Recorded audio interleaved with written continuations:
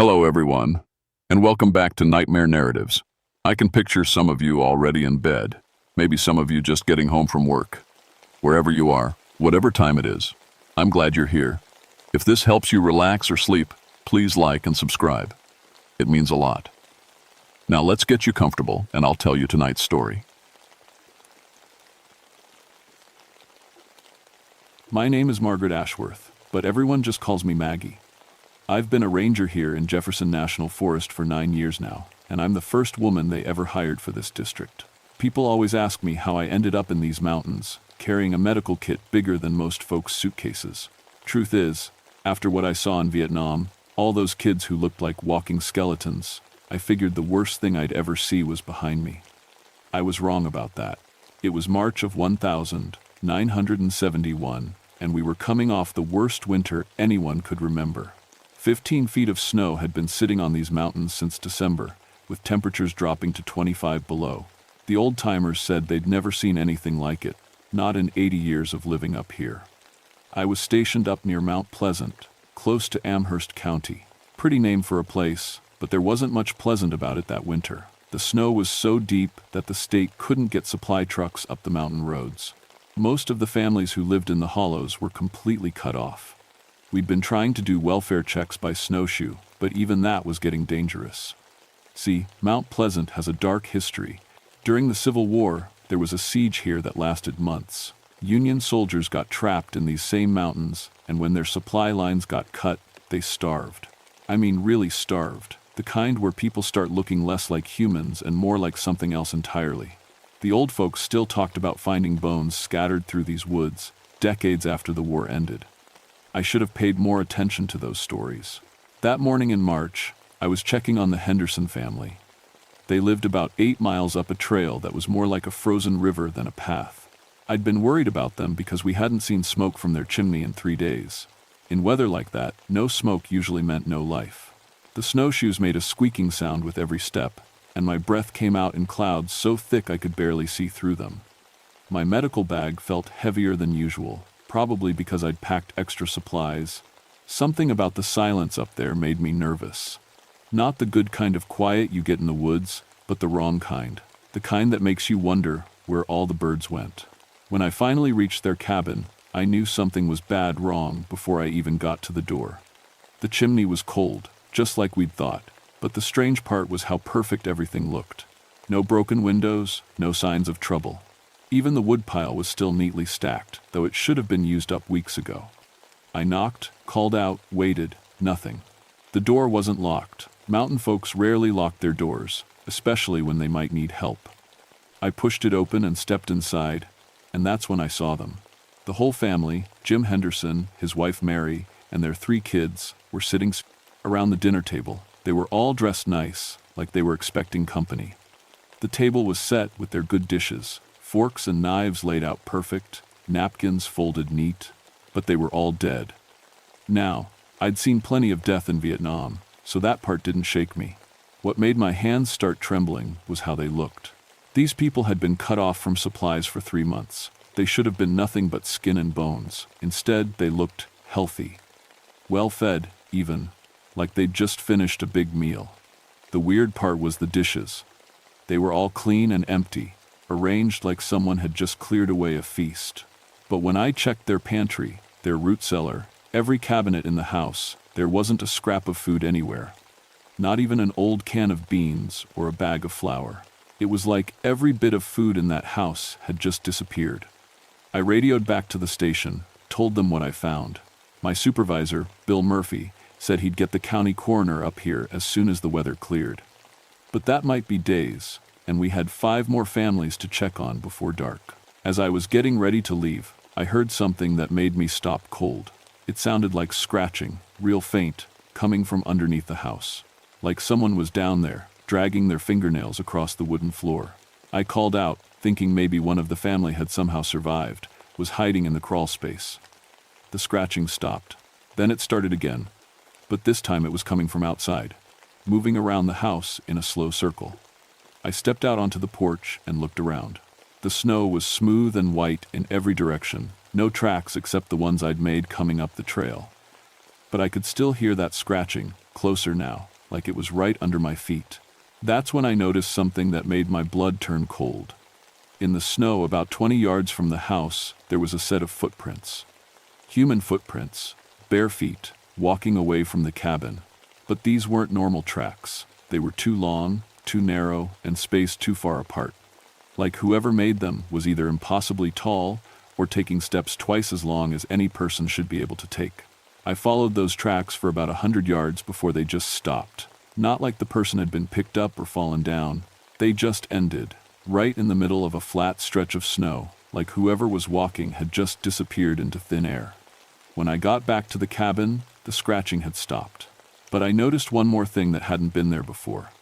On the dinner table, right next to the empty plates, someone had left a handful of old coins, Civil War era, from the look of them. Union Army issue. I've never believed in ghosts or spirits or any of that nonsense. After what I saw in the war, I figured the real world had enough horrible things in it without making up new ones. But standing there in that too quiet cabin, looking at those impossible tracks in the snow, I was starting to think that maybe, just maybe, there were some kinds of hunger that could outlive the body that felt them. And maybe, just maybe, that hunger was still walking around these mountains, looking for its next meal. Dr. Hardy met me at the Morrison cabin the next morning. He was the county coroner, but more than that, he was the closest thing we had to a real doctor for 50 miles. Hardy was maybe 60 years old, with hands that shook a little, but eyes that missed nothing. He'd been coming up to these mountains since before I was born.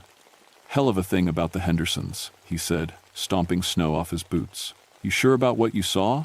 I told him everything. The empty house, the full-looking bodies, those strange tracks in the snow. He listened without interrupting, but I could see the doubt in his eyes. Can't say I blamed him. If someone had told me the same story, I'd have figured they were seeing things too. Let's check on the Morrisons first, he said. Then we'll head back to the Henderson place and I'll take a proper look. The Morrison cabin was smaller than the Hendersons' place, tucked back in a grove of pine trees that blocked most of the wind. As we got closer, I could smell something that made my stomach turn. Not death, I knew that smell too well. This was different, sweet and rotten at the same time, like fruit that had gone bad. Mrs. Morrison answered our knock, but when she opened the door, I barely recognized her. 3 weeks ago, she'd been a plump, cheerful woman who always had fresh bread cooling on her windowsill. Now she looked like she hadn't eaten in months. Her cheeks were sunken, her eyes had dark circles around them, and her clothes hung off her like they were made for someone twice her size. But the strangest part was how she was acting. She kept smiling this big, happy smile, and talking about the wonderful meal she'd just finished. "Oh, you should have seen it," she said, ushering us inside. "Roast beef and potatoes, fresh corn, apple pie still warm from the oven. I'm so full I can barely move." Dr. Hardy and I looked at each other. The kitchen table was set for one, with a clean plate and silverware, but there was no food anywhere, no dirty dishes, no smell of cooking, nothing. "Mrs. Morrison, doctor," Hardy said gently, "when did you last eat?" She laughed, a sound that was too bright, too cheerful. "Just now, of course. Didn't you hear me? I just had the most wonderful meal." She patted her stomach, which was clearly empty. "I'm absolutely stuffed." Her husband came in from the back room, and he looked even worse than she did. His skin was gray, and I could see his ribs through his shirt, but like his wife, he was grinning like he'd just won the lottery. "Doctor, good to see you," he said. "You're just in time for supper. Martha's making her famous pot roast." There was no pot roast. There was no food at all. When I checked their pantry, it was completely bare, just like at the Henderson place. But both of them kept talking about meals they'd eaten, describing them in perfect detail, the taste, the smell, how satisfied they felt. Dr. Hardy took Mrs. Morrison's pulse, checked her eyes, felt her stomach. When he was done, his face was pale. "Maggie," he whispered, "this woman is starving to death. They both are. But they don't seem to know it." That's when we heard it. That same scratching sound I'd heard at the Henderson cabin, coming from underneath the floor. But this time it was louder, more deliberate, like someone was trying to claw their way up through the boards. The scratching moved across the floor, following us as we walked around the room. Mrs. Morrison didn't seem to notice it, but her husband's eyes kept darting toward the sound. When the scratching stopped right under where he was standing, he started talking faster and louder about the imaginary food. "You really should try Martha's apple pie," he said, his voice shaking. "It's the best you'll ever taste. Sweet and perfect and filling. So filling you'll never be hungry again, Doctor." Hardy grabbed my arm. "We need to leave, now." As we were putting on our coats, I noticed something new on the Morrisons' table. 3 old coins, arranged in a neat row next to the empty plate, same kind I'd seen at the Henderson place, Civil War-era Union money. Outside Doctor. Hardy was breathing hard, like he'd just run up a mountain. 40 years I've been practicing medicine," he said. "Never seen anything like that. Those people are dying of starvation, but their brains think they're eating. It's not possible." "What do you think is causing it?" He shook his head. "I don't know. Some kind of hysteria, maybe. Or poisoning that's affecting their minds. But Maggie, if this spreads to the other families..." He didn't need to finish. We both knew what he meant. If whatever was happening to the Morrisons reached the other isolated cabins, we'd have dozens of people starving to death while thinking they were fine. We decided to check one more family before heading back to town. The Carters lived about 2 miles east, in a little valley that stayed warmer than most places because it was sheltered from the wind. The first thing I noticed was that their chimney was smoking. That was good, meant they were burning wood, staying warm. But as we got closer, I saw that the smoke was the wrong color. Instead of the gray or white you'd expect from a wood fire, this smoke was yellowish and thick. Tom Carter met us at the door, and I had to bite my tongue to keep from gasping. He'd lost maybe 50 pounds since I'd last seen him. His face was so thin I could see the shape of his skull underneath his skin. But he was smiling and talking about the feast his wife was cooking. "She's got 3 chickens in the oven," he said, "and beans and fresh bread. You can probably smell it from here." The only thing I could smell was that same sweet, rotten odor I'd noticed at the Morrison place. And underneath that, something else. Something that reminded me of the field hospitals in Vietnam, where we kept the soldiers who weren't going to make it. Mrs. Carter was in the kitchen, stirring an empty pot on the stove. She was so thin, her wedding ring kept sliding off her finger, but she was humming a happy tune and talking to herself about how good the food smelled. "Just a few more minutes," she said to nobody in particular. "Then we'll have the best meal anyone ever tasted." The stove was cold. There was no fire, no food cooking, nothing. But both of them were acting like they were preparing for a holiday dinner. That's when I noticed the scratching again. But this time, it wasn't coming from under the floor. It was coming from inside the walls, moving around the room like something was trapped in there, trying to get out or trying to get in. "Doctor." Hardy checked them both, and when he was done, he pulled me outside. "They've got maybe a day left," he whispered. 2 at the most, but they don't know they're dying. Whatever's happening here, it's not natural." As we walked back to our snowshoes, I looked back at the cabin. For just a second, I thought I saw something moving in the window. Something tall and thin, wearing what looked like an old military uniform. But when I blinked and looked again, there was nothing there. Just Mrs. Carter, still stirring her empty pot, still humming that happy tune while her body slowly consumed itself. And on their kitchen table, I'd noticed 5 more of those old coins, arranged in a perfect circle around an empty plate. By the time we made it back to town that evening, Dr. Hardy looked like he'd aged 10 years. We sat in his office while he tried to make sense of what we'd seen. "It's spreading," he said, staring at his notes. "Whatever this is, it's moving from house to house. The Hendersons are dead. The Morrisons and Carters will be by tomorrow. And there are 6 more families up there we haven't checked yet." I called my supervisor and told him we needed help. State police, maybe the CDC, anybody who knew about diseases that affected the mind, but the roads were still blocked, and nobody could get through until the snow melted. "We're on our own until spring," Bill Murphy told me over the radio. "Do what you can, but don't take any unnecessary risks." That night, I couldn't sleep. I kept thinking about those families, starving to death while their minds told them they were eating the best meals of their lives, and those scratching sounds following us from house to house, and most of all, those coins. Union Army money from over 100 years ago, showing up fresh at every cabin. Around midnight, I gave up trying to sleep and drove back up the mountain. I told myself I was just going to check on the Morrison and Carter families, maybe see if there was anything I could do for them. But really, I think I was starting to understand that this wasn't a medical problem. This was something else entirely. The Morrison cabin was dark when I got there, but I could hear voices inside. Low, mumbly conversation, like people talking with their mouths full. I crept up to the window and looked in. Both of them were sitting at the kitchen table, having what looked like an animated discussion about the food they were eating. But their plates were still empty, and they were going through the motions of cutting and chewing nothing at all. Mrs. Morrison would lift her fork to her mouth, chew air, and smile with satisfaction. Her husband was doing the same thing, nodding and making comments about how delicious everything tasted. "Pass the potatoes, dear," he said to his wife. She reached across the table and handed him an empty bowl.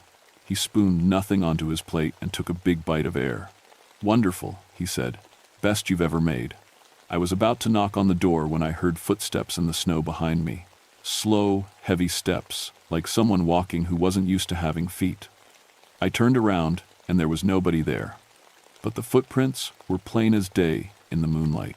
The same impossibly long tracks I'd seen at the Henderson place, leading right up to where I was standing. And they were fresh. Steam was still rising from them in the cold air. I followed the tracks around to the back of the house, where they stopped at the wall. Not like the person had gone inside, the tracks just ended at the wall itself, like whoever made them had walked right through the wood. That's when I heard the scratching again. But this time it was coming from inside the house. And with it, a new sound. Humming.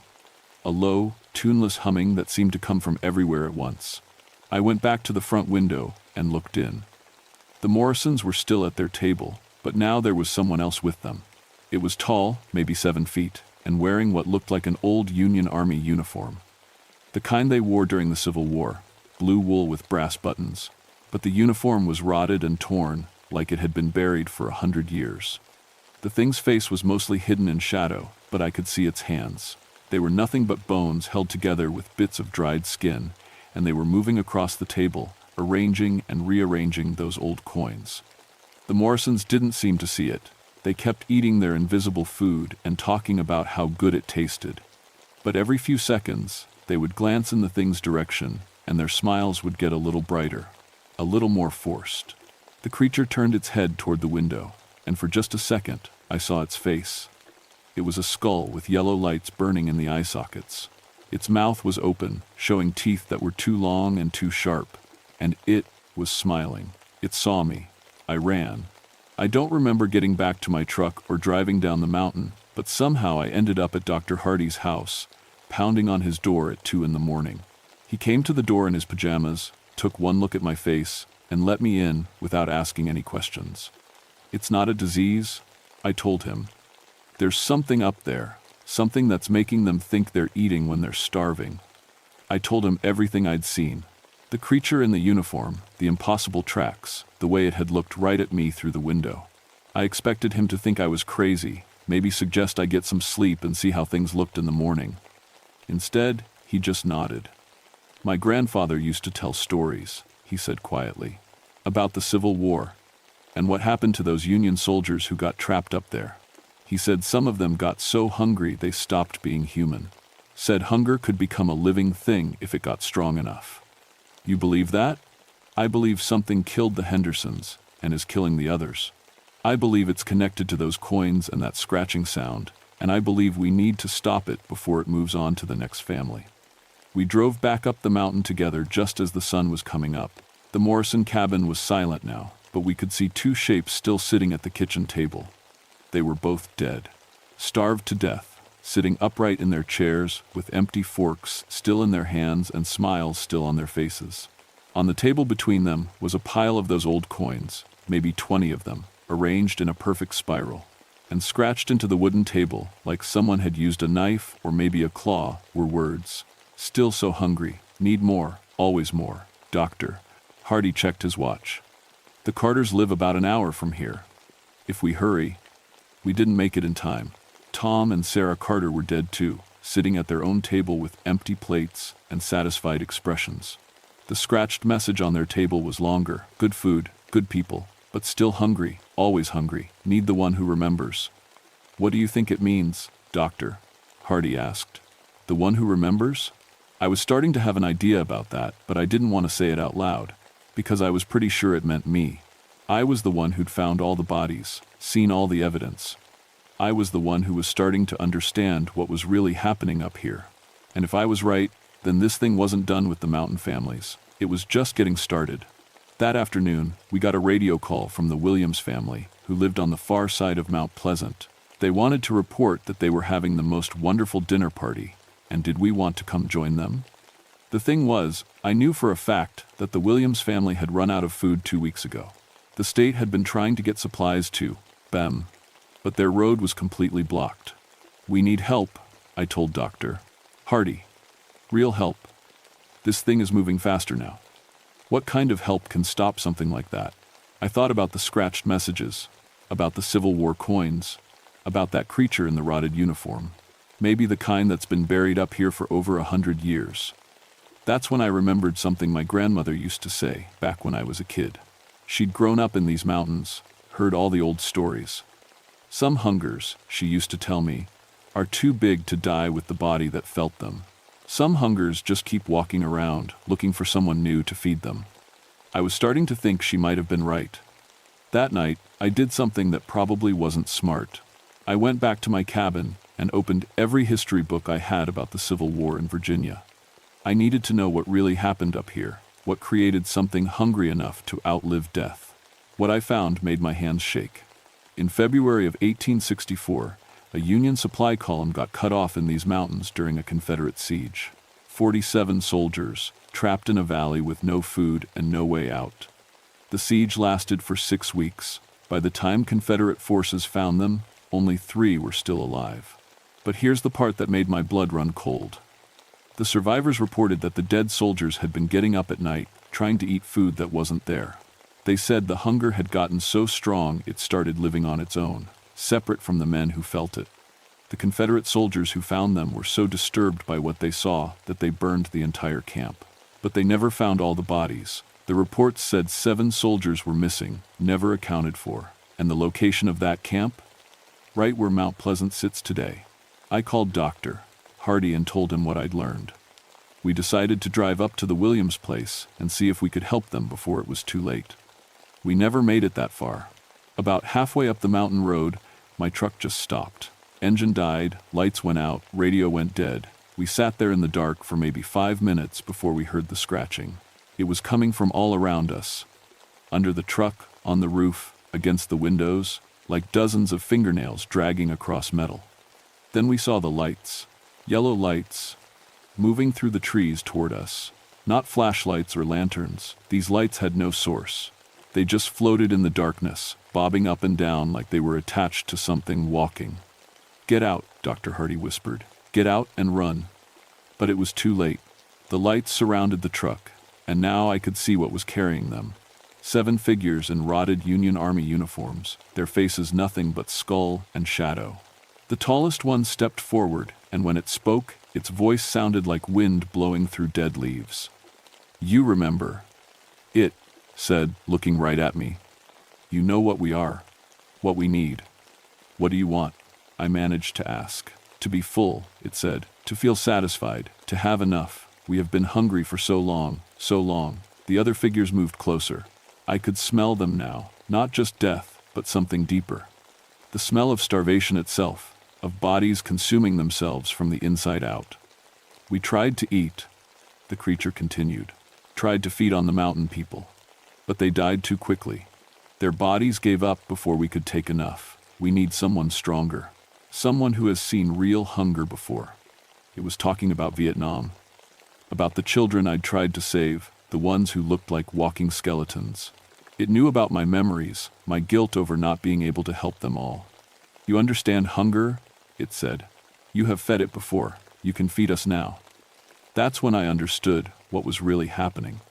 These things didn't just want to eat food. They wanted to eat the feeling of being satisfied. They wanted to drain that ability right out of people, leaving them to starve while thinking they were full. And they thought I would be a better meal because I'd seen starvation before, because I knew what it looked like what it felt like to be helpless while people died of hunger. "No," I said. The creature tilted its head like it was surprised. "You have no choice," it said. "We are hunger itself. We cannot be fought, we cannot be killed. We can only be fed." "Maybe," I said, getting out of the truck slowly. "But I know something you don't know." "What is that?" "I know why you're really here. It's not just about being hungry. You died feeling like you failed. You were soldiers, and you couldn't protect the people you were supposed to protect. You starved, and you felt like it was your fault." The creature stepped back, and for a second, the yellow light in its eyes flickered. "I felt the same way in Vietnam," I continued. "All those kids I couldn't save, all that hunger I couldn't stop. I know what it's like to carry that guilt." The other figures were moving closer, but the tall one held up a skeletal hand to stop them. "You want to be satisfied?" I asked. "You want to feel full? Then stop making the same mistake you made 100 years ago. Stop trying to take what you need from innocent people." "Then how?" it whispered. I thought about those families, dying with smiles on their faces while they starved. I thought about the children in Vietnam, and how I'd learned to live with not being able to save them all. By accepting that some hungers can't be fed, I said, by letting go of the guilt that's really eating you, by remembering that you did your best with what you had. The creature stared at me for a long moment. Then, very slowly, it reached into its rotted uniform jacket and pulled out a handful of those old coins. "We left these," it said. "Payment for meals we could not taste, trying to make it right." "You did make it right," I told him. "You fought for what you believed in. You died trying to protect people. That's enough. That has to be enough."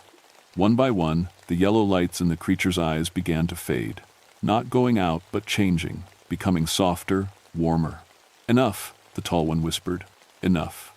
They turned and walked back into the forest, their footsteps getting fainter until I couldn't hear them anymore. The last thing I saw was the tall one stopping and looking back at me. "Thank you," it said, "for helping us remember." Then they were gone. Dr. Hardy and I sat in the truck for maybe an hour, neither of us saying anything. Finally, the engine started again, and we drove down the mountain in silence. We found the Williams family the next morning. They were alive, sitting around their kitchen table eating actual food, canned beans and crackers they'd been saving for an emergency. They looked tired and thin, but they were real-world hungry, not whatever those things had been doing to the other families. "Strangest thing," Mr. Williams told us. "Last night we were sitting here talking about how we were going to starve, and then all of a sudden we felt like we could think clearly again, like some kind of fog had lifted. The state got through with supply trucks 2 days later. By the end of the week, all the surviving families had been evacuated to town until spring. The official report blamed the deaths on exposure and malnutrition brought on by the severe weather. Dr. Hardy and I never talked about what really happened up there. What would have been the point? Nobody would have believed us, and the families who died were still dead, whether it was from starvation or something supernatural. But I did make some changes in my life. I transferred to a different ranger district, one that specializes in emergency food relief. I've spent the last 4 years helping coordinate supply drops to isolated communities during disasters. It's good work, important work, and every time I help get food to people who need it, I feel like I'm keeping a promise I made to some soldiers who died a long time ago. Sometimes, on quiet nights, I still hear scratching sounds in the walls, but they're different now, softer, not like something trying to claw its way in, but like something saying goodbye. I keep a few of those old Civil War coins on my desk. Dr. Hardy found them scattered around the Morrison and Carter cabins after the creatures were gone. I like to think they were left as a final payment, a way of saying thank you for helping them find peace. Last month, I got a letter from a historian at the University of Virginia. He'd been researching the Civil War siege at Mount Pleasant, and he wanted to tell me something interesting he'd discovered. In 1920, he wrote, a group of hunters found the remains of 7 Union soldiers in a cave near where the siege took place. The soldiers had been buried with military honors, and a small monument was erected to mark the site. According to the hunters, the remains showed signs of severe malnutrition, but they also found evidence that the soldiers had been sharing their rations with local civilians who had been caught in the siege. Even while they were starving, they'd been trying to help others. Heroes, the historian called them. Men who died doing their duty. I drove up to Mount Pleasant last weekend and found the monument. It's small, just a stone marker with 7 names carved into it. Someone had left fresh flowers there, even though it's been over 50 years since it was put up. I sat there for a while, thinking about hunger and satisfaction and what it means to have enough. Thinking about those Union soldiers and the families they'd killed while trying to satisfy their own impossible need. But mostly thinking about how sometimes the hungriest people are the ones who are trying to feed others. I still carry my medical kit everywhere I go, still check on isolated families during bad weather.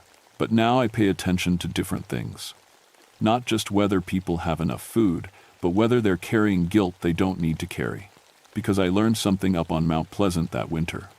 Sometimes the hunger that eats people alive isn't in their stomachs. Sometimes it's in their hearts. And sometimes the only way to feed that kind of hunger is to forgive yourself for all the people you couldn't save and focus on helping the ones you still can. The scratching in my walls stopped completely about a year ago, but every now and then, when I'm up late working on emergency supply routes, I catch a smell in the air that reminds me of pine trees and fresh snow. And I like to think that somewhere up in those mountains, 7 old soldiers are finally resting easy, their hunger satisfied at last.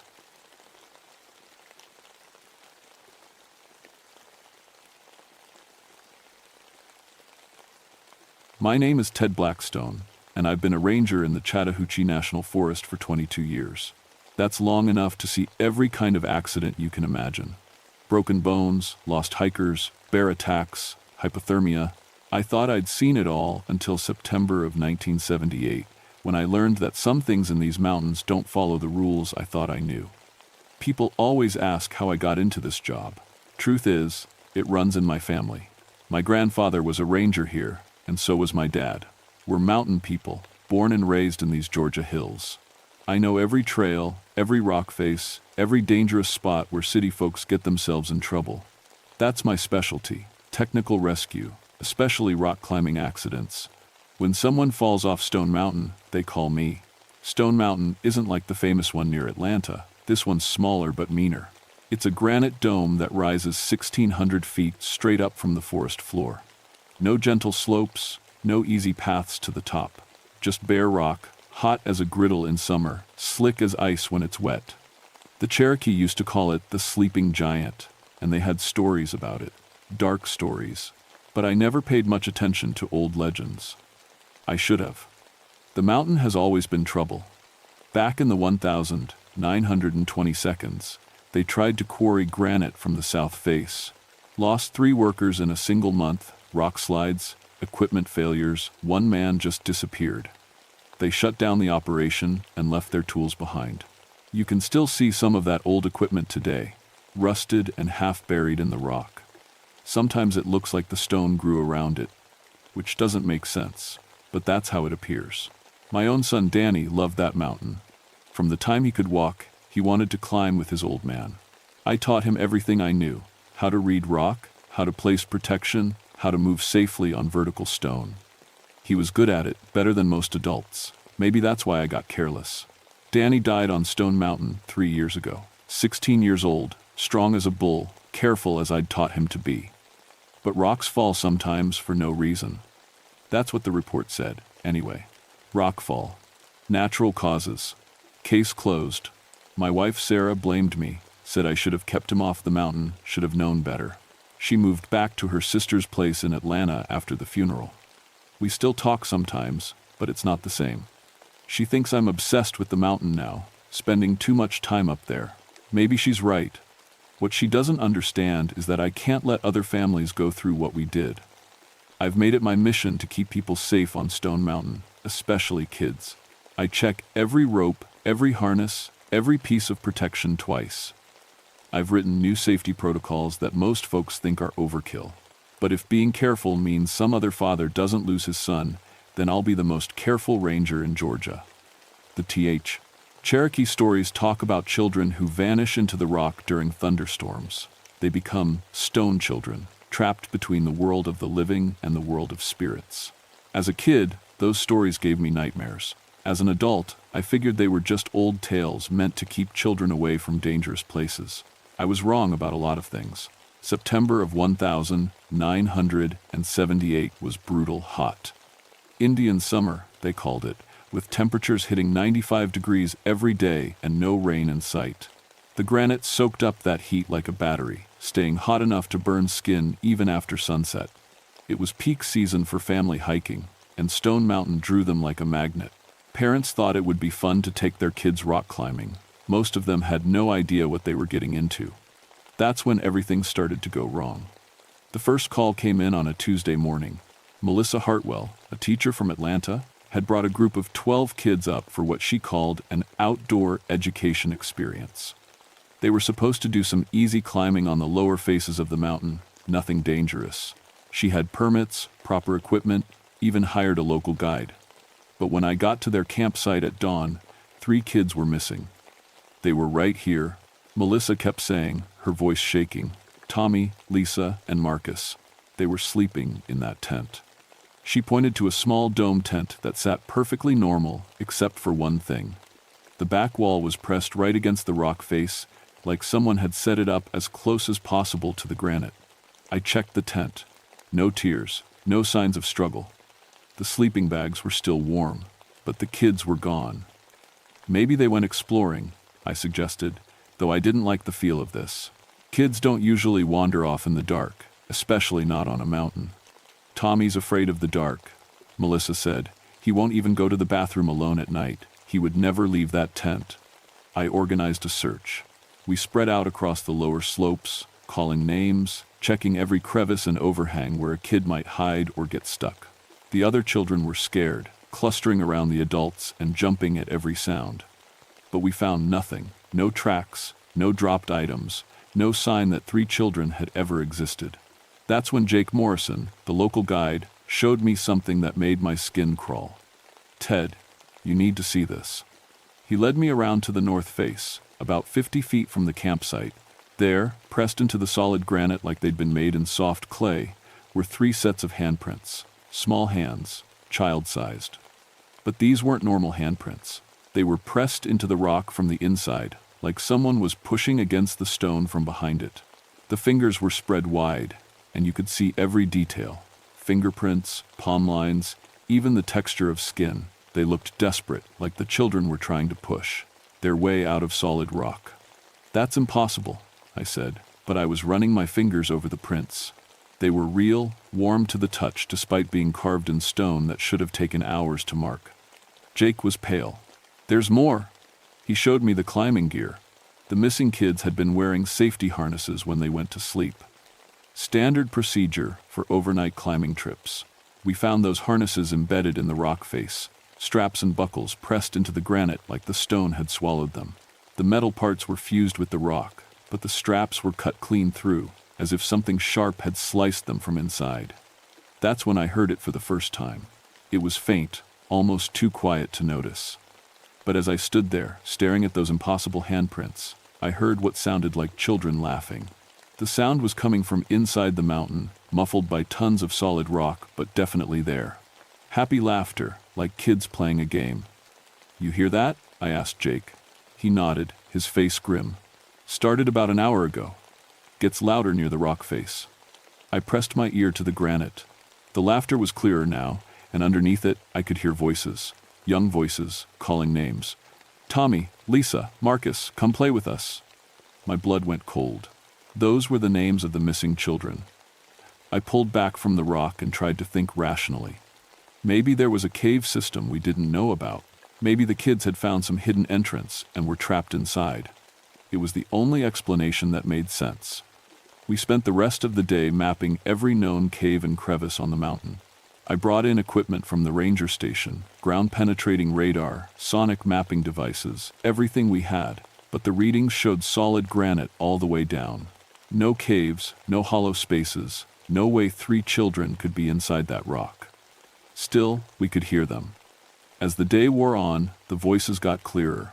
They were definitely the missing kids, calling for help, asking why nobody would come play with them. But the sounds never came from the same place twice. Sometimes we'd hear them from the north face, sometimes from the east. It was like the children were moving around inside solid stone. The other kids in the group were getting hysterical. Parents arrived to pick them up, and I didn't blame them for wanting to get away from that place. By evening, only Melissa, Jake, and I remained, along with a technical rescue team I'd called in from Atlanta. That's when the electrical activity started. Around sunset, I noticed my hair standing on end. Metal equipment began to spark and crackle. The air tasted like pennies, sharp and metallic. Storm clouds were building on the horizon, but they were still miles away. The granite itself seemed to be generating electricity. "We need to get off this mountain," Jake said, and he was right. Climbing gear and electrical storms don't mix. But I couldn't leave, not with 3 children somewhere in that rock. As darkness fell, the voices changed. They stopped calling for help and started calling for us. "Ranger Ted, come play with us. Come into the rock." They knew my name. They knew I was there. That's when I saw the first flash of movement inside the stone. For just a second, in the beam of my flashlight, I saw a child's face pressed against the inside surface of the granite. A boy's face, pale and translucent, looking out at me with eyes full of longing. It was Tommy Brennan, one of the missing kids. He was inside the rock, looking out, and his mouth was moving like he was trying to talk. But the only sound I heard was that terrible, joyful laughter echoing through the mountain. I stumbled backward, my mind reeling. Children don't live inside solid rock. It's impossible. But I'd seen what I'd seen. As the first lightning bolt split the sky above Stone Mountain, I realized that everything I thought I knew about the natural world was wrong. The storm hit just after midnight, and that's when things got really bad. Lightning struck the mountain 3 times in the first hour, each bolt hitting the granite with enough force to light up the whole forest. But instead of grounding harmlessly like it should have, the electricity seemed to sink into the stone and stay there. The rock face glowed with a faint blue light, pulsing like a heartbeat. And the children's voices got louder. Come play with us. It's fun in here." My rescue team wanted to evacuate, and I didn't blame them. We'd set up a base camp about 100 yards from the rock face, far enough to be safe from lightning strikes. But even there, our equipment was going crazy. Radios crackled with static, GPS units spun wildly, and every piece of metal we had was building up electrical charge. "This is insane, Ted," said Captain Rodriguez from the Atlanta Rescue Squad. "We can't work in these conditions." He was right, but I couldn't leave. Those kids were in there somewhere, and they were counting on me. Besides, the storm was getting worse. Even if we wanted to evacuate, the trails would be washed out soon. That's when Maria Santos showed up. I'd called her around 10 o'clock, when I realized we were dealing with something beyond normal search and rescue. Maria is Cherokee, works as a cultural consultant for the Park Service. Her grandmother used to tell stories about Stone Mountain, the old stories my family had forgotten. She hiked up in the storm, soaked to the skin, but determined. When she saw the glowing rock face and heard the children's voices, she didn't even look surprised. "How long?" she asked. "Since this morning?" She shook her head. "No. How long has this mountain been taking children?" I thought about it. There have always been disappearances. Kids who wandered off trails, fell into ravines. We figured they were accidents. 47 children in 50 years, Maria said quietly. I've been keeping count. All during electrical storms. All on this mountain. The number hit me like a punch to the gut. 47 kids, and I'd never connected the pattern. I was supposed to protect people in these mountains, and I'd missed something this big. "What are they?" I asked. "Lonely," she said. The Cherokee called them the Stone Children, kids who got caught in the mountain during thunder time. The lightning pulls them in, makes them part of the rock. But they're still children. They want friends, want to play, so they call to other kids. Another lightning strike lit up the mountain, and this time I saw them clearly. Dozens of small shapes moving through the granite like it was water. Children of all ages, from toddlers to teenagers, their ghostly forms visible in the stone. Some were dressed in modern clothes, others in older outfits. A few wore the kind of clothing kids would have worn 50 years ago. And they were all looking at us, pressing their faces against the rock surface, mouthing words we couldn't hear over the thunder. "They're not evil," Maria explained. "Just lost and scared." But they don't understand that bringing living children into the rock will kill them. To the stone children, death and life are the same thing. I was trying to wrap my head around this when Captain Rodriguez started screaming. One of his team members, a young climber named Pete, had gotten too close to the rock face. He'd been placing monitoring equipment when the latest lightning strike hit. Now he was stuck to the granite wall from the waist down, his legs sinking into the stone like it was quicksand. "Help me," Pete yelled.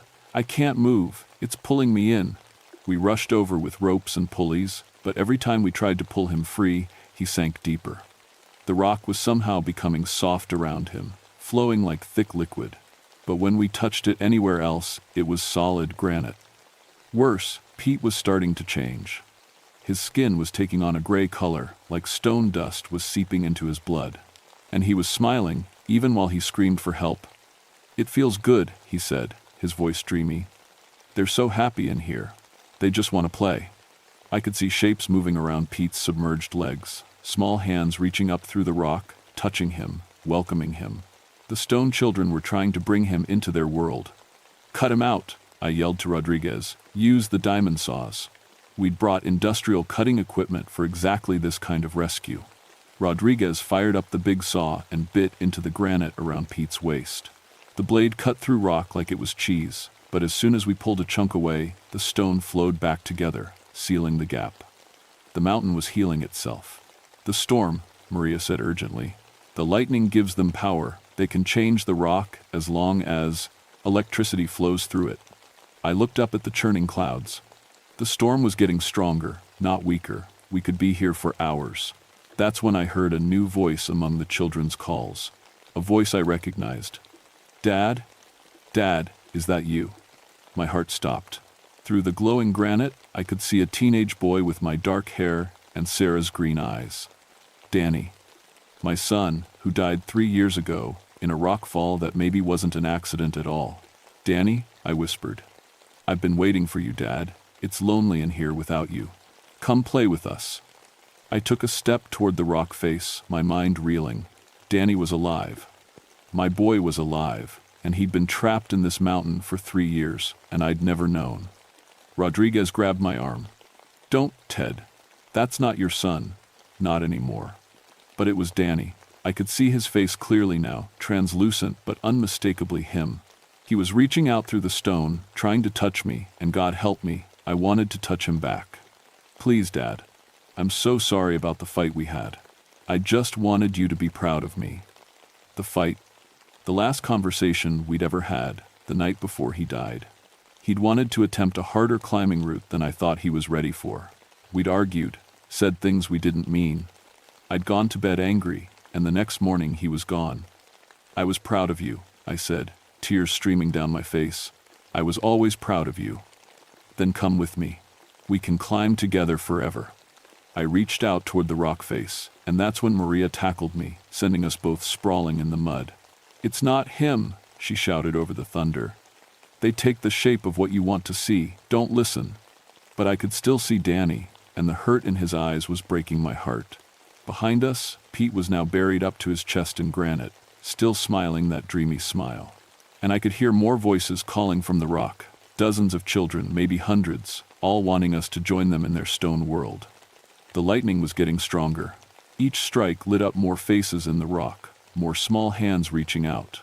And I realized that if we didn't figure out how to stop this soon, we'd all end up like Pete, trapped forever in the mountain with the lonely children of stone. By 3 a.m, Pete was gone. The rock had swallowed him completely, and the last thing we saw was his face disappearing into the granite with that same peaceful smile. Through the stone, we could hear him talking to the other children, his voice joining their endless, happy chatter. "There are so many of them," Maria said, watching the ghostly shapes move through the mountain. Generations of lost children. The storm was at its peak now.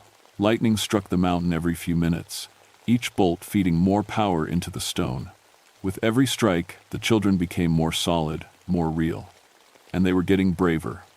Small hands pushed through the rock face now, reaching out toward us.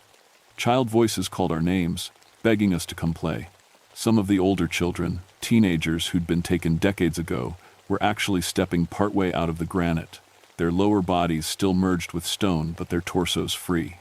"We need to go," Rodriguez said. His remaining team members were backing toward the tree line, equipment abandoned. "This is beyond search and rescue." But I couldn't leave. Not with Tommy, Lisa, and Marcus still trapped in there. Not with Danny calling my name. That's when Maria told me the truth. "There is a way to free them," she said quietly. "All of them. But you won't like it." She explained the Cherokee ritual, passed down through her family. During the worst storms, when the stone children grew too hungry and too bold, her ancestors would send someone into the mountain, a willing adult who could find the heart of the collective and break it from inside. "It's a one-way trip," she admitted. "The mountain won't let you leave once you're inside. But you can free the children's spirits, let them move on instead of staying trapped." I thought about Pete, disappearing into the rock with that blissful expression. About 47 missing kids over 50 years. About Danny, reaching out to me with longing in his translucent eyes. "How?" I asked. "The lightning gives them power, but it also makes them vulnerable. When the next big strike hits, the boundary between flesh and stone disappears completely. You can walk right into the mountain, find the center, where they all gather. And then..." She pulled out a small leather bag filled with white powder. "Sacred clay from the riverbed. It breaks spiritual connections to the earth. Scatter this among them during the electrical surge, and they'll be free to move on. And me? You'll be trapped in their place. Someone has to anchor the mountain, keep it from reaching out again." I looked at the rock face, glowing with trapped lightning, filled with the shapes of lost children. Some of them had been there for decades, growing up in a stone prison, never knowing peace. Danny pressed his face against the inside of the granite, mouthing words I couldn't hear but understood. "Help us, Dad." Another massive lightning bolt split the sky, and for a moment, the boundary between the living world and the stone world vanished completely. I could see into the mountain's heart, a vast cavern filled with playing children, their ghostly forms dancing and laughing while thunder echoed around them. They weren't evil, they were just scared kids who'd been alone too long. "There has to be another way," I said. But even as I spoke, I saw movement at the edge of our camp. 3 small figures stumbling out of the forest. Tommy, Lisa, and Marcus, the children who'd disappeared that morning. But something was wrong with them. Their skin had a gray tint, and their eyes glowed, with faint blue light. "We're back," Tommy called, his voice echoing strangely. "We made new friends. They want to meet you." The children walked toward us, but their feet didn't quite touch the ground, and as they moved, I could see through them to the trees behind. "They're becoming stone children themselves," Maria whispered. "The mountain is using them as bait." Rodriguez and his team were running now, crashing through the underbrush toward the trail. I didn't blame them. This was beyond anything humans should have to face. "Ted," the ghostly Tommy said, his young face sad and pleading, "don't you want to play with us? It's so much fun in the mountain. You never get tired, and you never have to leave your friends." Behind him, Lisa and Marcus nodded eagerly, and through the glowing granite, I could see dozens of other children pressing forward, all of them reaching out, all of them calling my name. "Your son is here," Lisa said. "He misses you so much." Danny's face appeared in the rock again, clearer than before. "Please, Dad, I've been waiting so long." The next lightning strike was building. I could feel it in the air, the electrical charge making my hair stand on end. This would be the big one, the strike that would give the stone children enough power to break free completely. Maria pressed the bag of sacred clay into my hand. "It has to be now, Ted, before they get strong enough to leave the mountain." I looked at the clay, then at the ghostly children surrounding us, then at Danny's face in the stone. My boy, who I'd failed to save 3 years ago. Maybe I couldn't save him, but I could free him. The lightning began its descent toward the mountain. As the world exploded in white light and thunder, I ran straight at the rock face. The granite flowed like water around me, and I plunged into the heart of Stone Mountain, into the realm of the children who'd been trapped there for 50 years. The last thing I heard was Maria shouting something about love being stronger than lightning. Then the stone closed over my head, and I was home. Inside the mountain was nothing like I'd expected.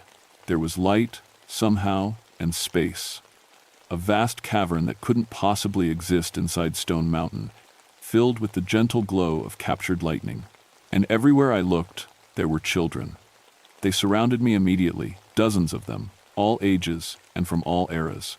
Some wore clothes from the 1,920 seconds, others from the 1,960 seconds, still others from last week.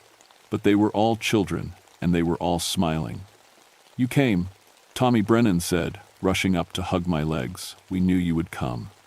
Lisa and Marcus were there too, solid now, laughing and playing with kids I didn't recognize. They looked happy, but there was something hollow in their eyes, like they were forgetting who they used to be. "Where is he?" I asked. "Where's Danny?" They parted like a curtain, and there he was. My son, 16, forever, exactly as he'd looked the morning he died.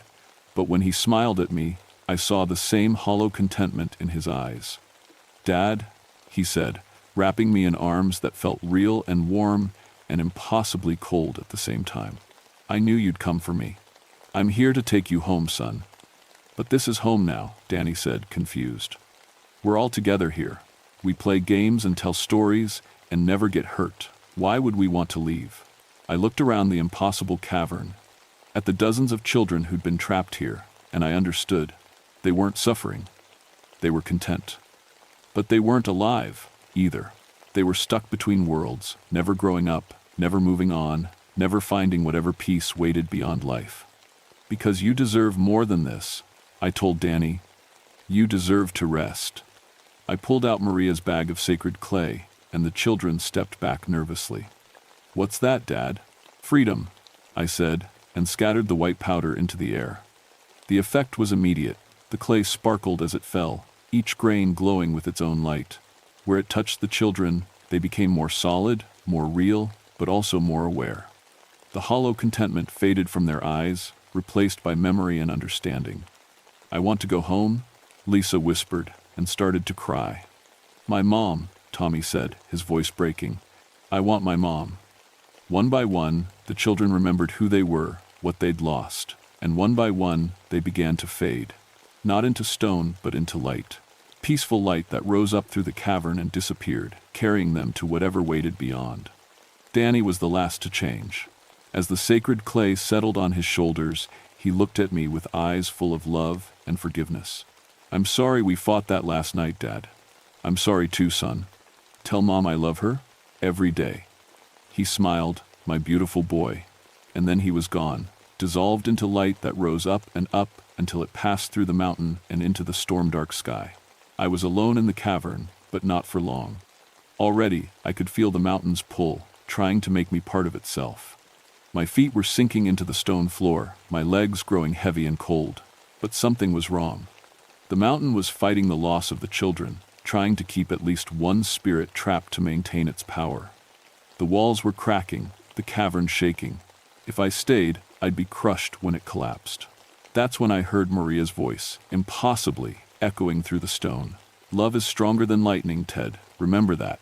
I thought about Danny, about the love that had brought me into this mountain, about Sarah, waiting in Atlanta, still grieving our son, about all the children I'd failed to save over the years, and all the ones I might still protect. Love is stronger than lightning. I pushed against the mountain's pull with everything I had, not fighting the stone, but loving it, loving the children it had sheltered, loving Danny enough to let him go. The granite around my legs began to soften, not to trap me, but to release me. I ran for the cavern wall, diving through stone that parted like water, racing toward the surface as the mountain's heart collapsed behind me. I burst from the rock face just as the storm broke, gasping and covered in granite dust. Maria was there, helping me to my feet, her face wet with tears of relief. "They're free," I told her. "All of them." The mountain was different now, quieter. The electrical glow was gone, and the stone felt truly solid for the first time in decades. Whatever had made it hungry for children was broken. Rodriguez found us 3 hours later, along with a full search and rescue team. We told them we'd found the missing children safe but shaken, that they'd been hiding in a cave system during the storm. It wasn't the truth, but it was close enough. Tommy, Lisa, and Marcus were fine, physically. They remembered nothing about their time in the mountain, just falling asleep in their tent and waking up in the forest when the storm passed. The doctor said they might have some lingering effects from mild hypothermia, but nothing serious. I went back to work the next week, but everything was different. Stone Mountain felt peaceful now, just another granite dome in the Georgia mountains. The Cherokee stories called it the sleeping giant, and now it truly was sleeping. I called Sarah that night, for the first time in 6 months. I saw Danny, I told her, in a dream. He wanted me to tell you he loves you. She cried then, and so did I, and for the first time since the accident, we talked about our son without anger or blame. Sarah moved back home for Thanksgiving. We're taking it slow, but we're healing.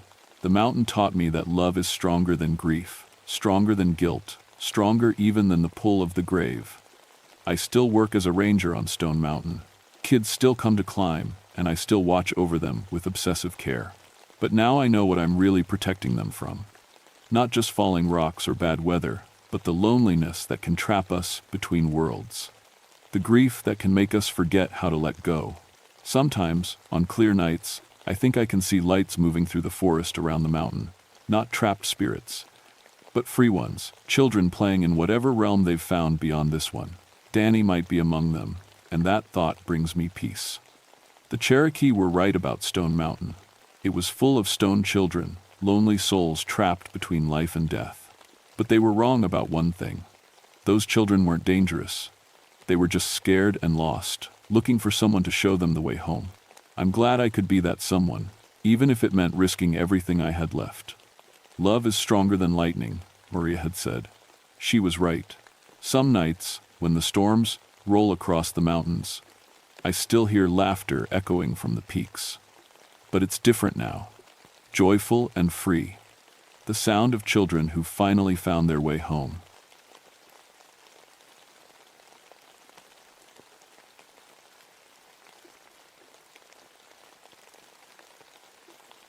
My name is Harold Whitmore, and I've been a park ranger for 11 years. I used to be a college professor studying plants, but that was before my wife died of cancer. After that, I couldn't stand being stuck in a classroom anymore. I needed to be outside, working with my hands, doing something real. I ended up at Sumter National Forest in South Carolina, taking care of Table Rock State Park. It's a beautiful place, especially in fall when the leaves turn red and gold. I'm 37 now, and my daughter Sarah is 16. She stays with her aunt during the school year, but visits me on weekends when she can. People think being a park ranger is just about giving directions to tourists and stopping people from littering. But my real job is watching the forest itself. I check on plant diseases, track how different species are growing, and make sure nothing's going wrong with the ecosystem.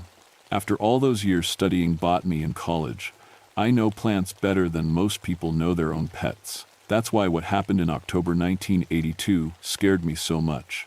Because I could see that something was very wrong, but I couldn't explain it using anything I'd learned in all my years of science. It started with the weather.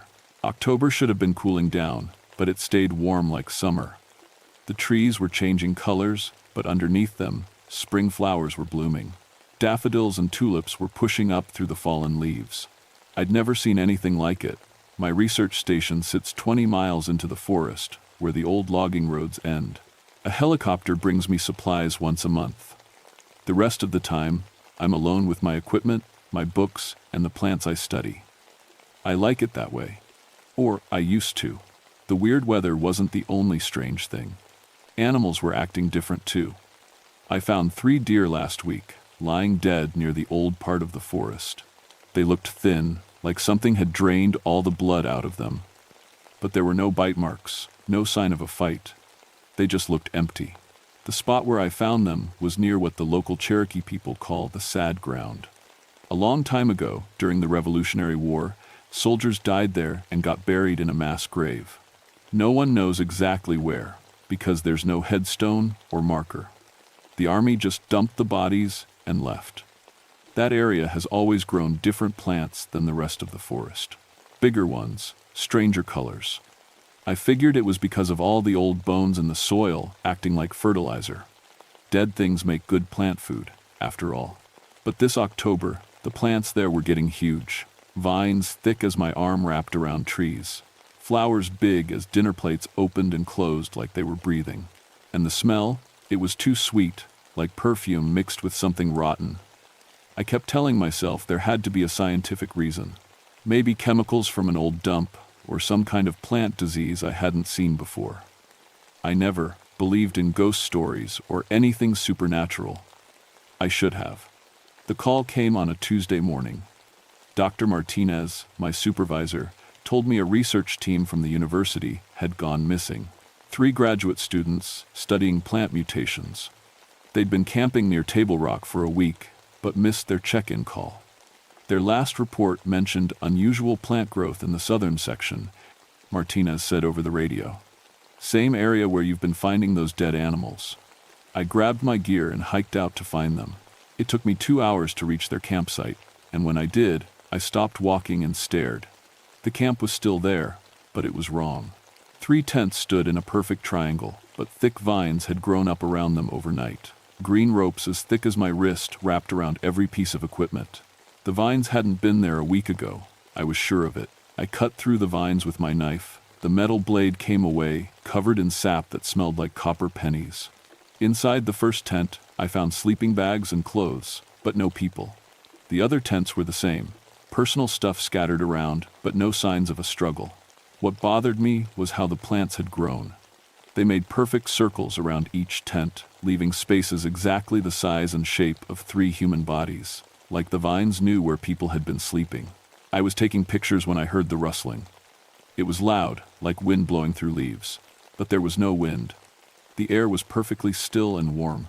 I turned toward the sound and saw something that made my hands shake. A massive flower, red as blood and big as a trash can lid, was opening and closing about 50 feet away. Each time it opened, I could see dark stains inside the petals. When I got closer, the stains looked wet and fresh. I took a sample of the liquid and tested it with my field kit. Human blood. My radio crackled. "Whitmore, you copy?" It was Martinez. "I found their camp," I said. "But they're not here. Send backup." "On my way. Don't touch anything else." While I waited, I walked around the area taking notes. More giant flowers dotted the forest floor. All of them had those dark red stains inside. Some had pieces of fabric stuck to the petals, a torn sleeve here, a bootlace there. But the worst part was the sound. Every few minutes, I heard something like voices whispering, just at the edge of hearing, like people talking very quietly in another room. I kept turning around, but no one was there, just plants rustling without any wind.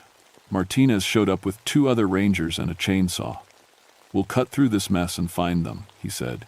But when we started cutting, the plants fought back. Not like normal plants, these vines moved away from the saw blade, wrapping around our equipment. The chainsaw quit working after 5 minutes, clogged with sap that ate through the metal chain. "This is impossible," Martinez muttered, pulling thick green stuff off his boots. The sap was trying to stick him to the ground. That's when we heard the scream. It came from deeper in the forest, toward the old burial ground. A human voice, calling for help. We grabbed our gear and ran toward it, but the plants seemed to grow thicker with every step. Vines reached across the path, trying to trip us. Branches hung lower, forcing us to duck and crawl. The screaming stopped just as we reached a clearing I'd never seen before. In the center stood something that used to be a tree, but now looked like a nightmare. Its trunk was hollow and transparent, like a glass tube filled with murky water. And floating inside, barely alive, was Martinez's nephew, Rico, one of the missing graduate students. His eyes were open and moving, but the rest of his body was perfectly still. Thin roots had grown into his arms and legs. As we watched in horror, the tree pulsed like a heartbeat, and Rico's face went pale. It was feeding on him. "Get him out," Martinez screamed, attacking the tree with an axe. But every time he hit it, the tree healed itself. Worse, other plants started moving toward us. Flowers turned to track our movement like eyes. Vines reached out from every direction. We ran. We made it back to my research station, but barely. Plants had followed us the whole way, growing across the path behind us, cutting off our escape route. By the time we got inside and locked the door, we were trapped. "What the hell is happening out there?" Martinez gasped, checking his radio. Nothing but static. I pulled out every plant book I owned, looking for answers. But nothing I'd studied in college explained what we'd seen. Plants don't move like animals. They don't hunt people or drink blood.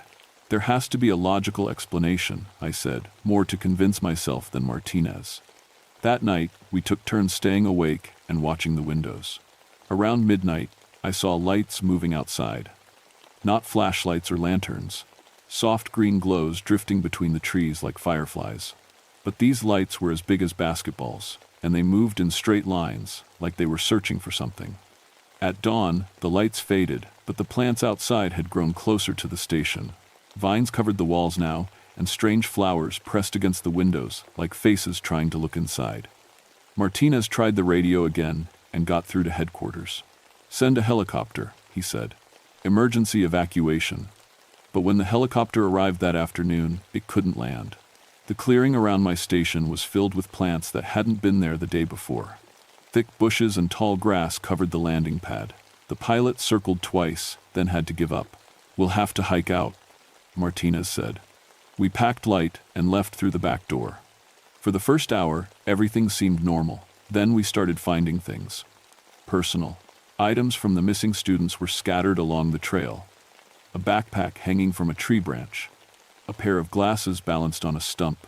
A field notebook placed carefully on a rock, open to a page that said, "The plants are watching us." But the items weren't dropped or lost.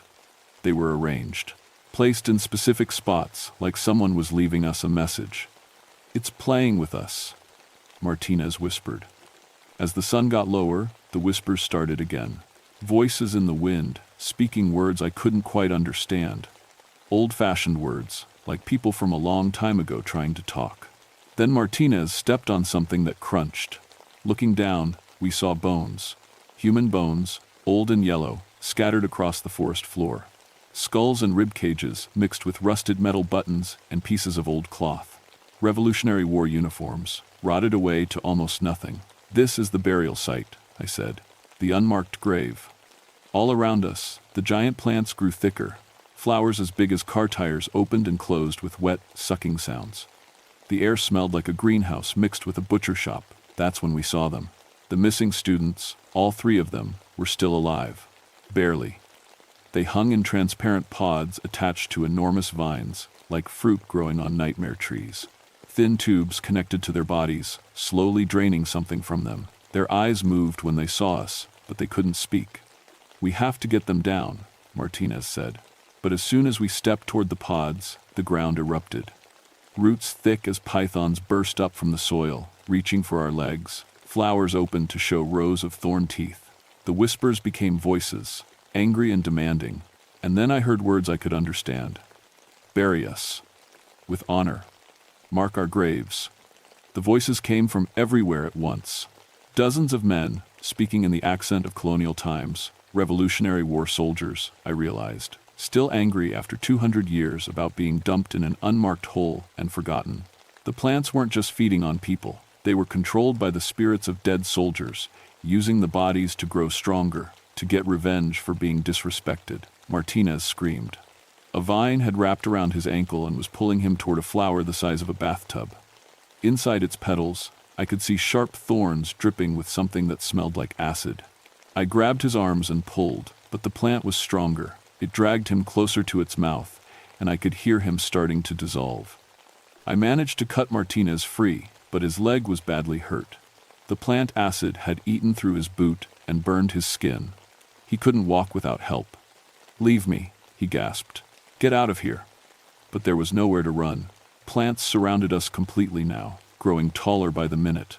Vines blocked every path.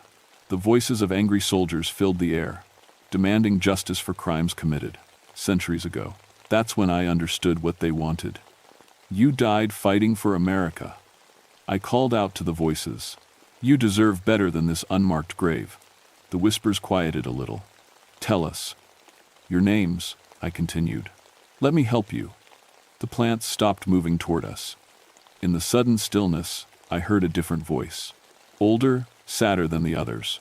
"Captain William Hayes, South Carolina Militia," the voice said. "Killed October 15th, 1780. Buried, without ceremony. Forgotten." Other voices joined in. Private John Miller.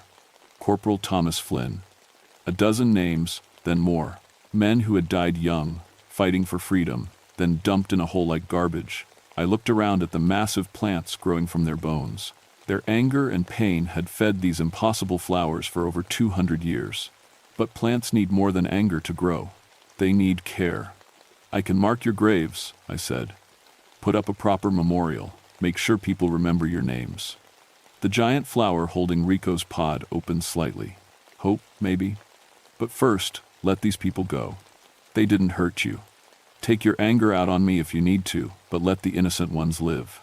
For a long moment, nothing moved. Then, slowly, the pods began to lower. The students slid out, unconscious but breathing. The vines released Martinez's leg.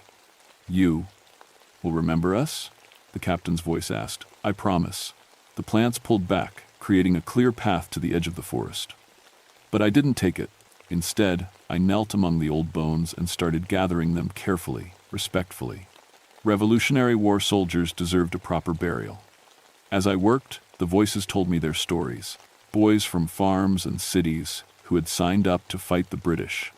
Men who had marched for miles, fought with muskets and bayonets, died far from home.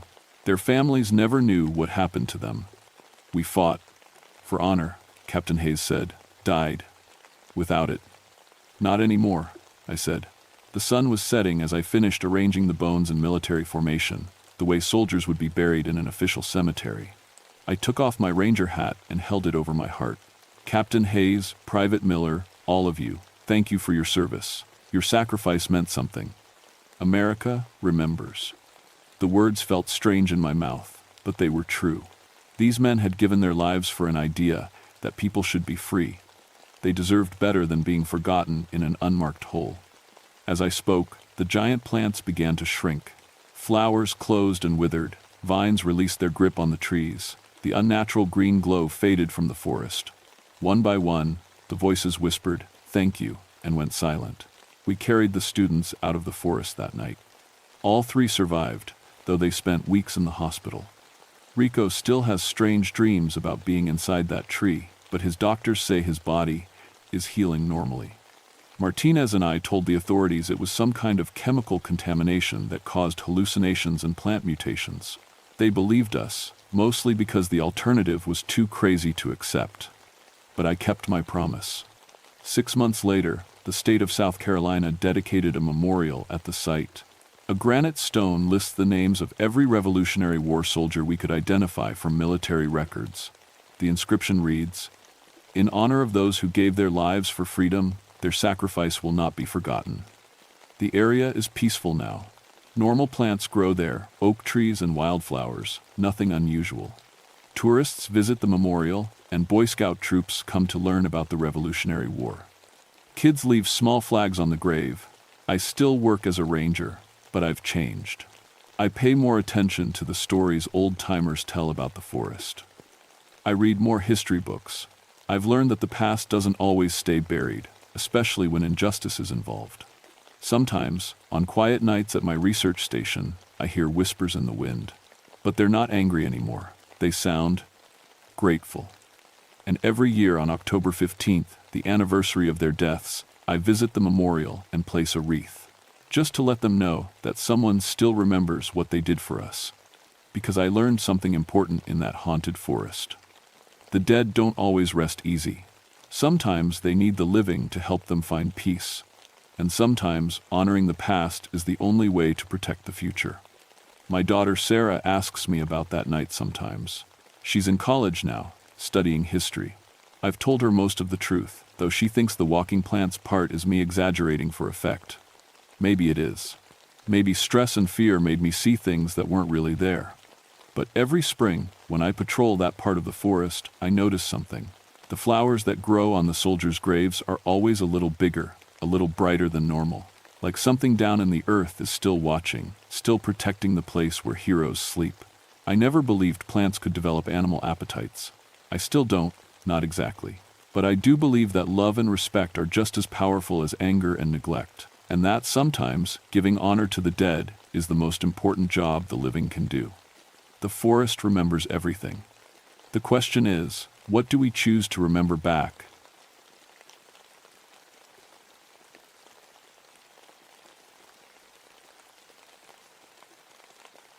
My name is Catherine Holloway, but everyone at Mammoth Cave calls me Cat. I've been giving tours here in Kentucky for 7 years now, and I thought I'd seen everything these underground tunnels had to offer. I was wrong. It was December 1986, right before Christmas. The cave entrance was decorated with wreaths and twinkling lights, trying to make the mouth of the earth look cheerful. Families came from all over to see our holiday programs. Kids loved my puppet shows where I taught them about cave safety using funny little characters I'd made myself. My own daughter, Emma, just 6 years old, would sit in the front row and giggle when Professor Spelunk the puppet would trip over his own feet. That morning started like any other. I checked my gear, flashlights, backup batteries, first aid kit, and my puppet bag. The weather report called for snow, but nothing too serious. Just another winter day in Kentucky. "Morning, Cat," called Jim from the visitor center. "You've got the Morrison family group today. 12 families total, lots of kids. Perfect for your puppet thing." I smiled and adjusted my red hair under my ranger hat. The kids love Professor Spelunk. He's got some new cave safety tips to share. The families gathered at the entrance right on time. Parents in heavy coats, kids bouncing with excitement, grandparents looking uncertain about going underground. Mrs. Morrison, a kind woman with tired eyes, had organized the whole trip for her son's birthday. "How deep are we going?" asked little Tommy, the birthday boy. I knelt down to his level, pulling out Professor Spelunk. The puppet had a tiny ranger hat and a miniature flashlight. "Well, Tommy," I said in the puppet's squeaky voice, "we're going on a wonderful adventure, but we always stay together underground, right? The cave is beautiful, but it's easy to get lost if we wander off." The kids giggled as Professor Spelunk accidentally dropped his flashlight. I'd been doing puppet shows since before I became a ranger. It started as a way to make extra money after Emma's father left us, but I discovered that kids listen better to safety rules when a silly puppet taught them. "The cave stays the same temperature all year round," I explained to the adults. 54 degrees, so you might want to zip up those jackets. We'll be down there about 3 hours, seeing some amazing rock formations and learning about the history of this place. What I didn't mention was the darker history. Mammoth Cave had been a stop on the Underground Railroad. Escaped slaves had hidden in these tunnels, sometimes for weeks. Some made it to freedom, others never made it out at all. As we approached the entrance, I noticed something odd. Usually, bats would flutter near the opening, but today there were none. Just silence. The air coming from the cave felt different too, not cooler like usual, but somehow thicker, like breathing through wet cloth.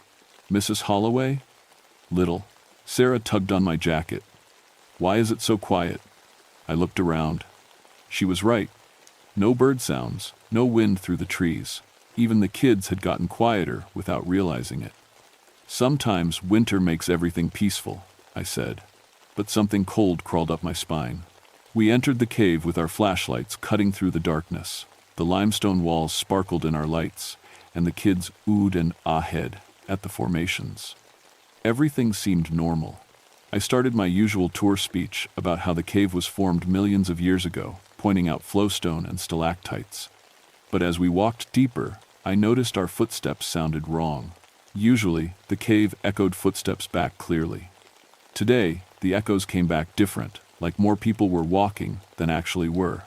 "Stay close to me, everyone," I called out, trying to keep my voice cheerful.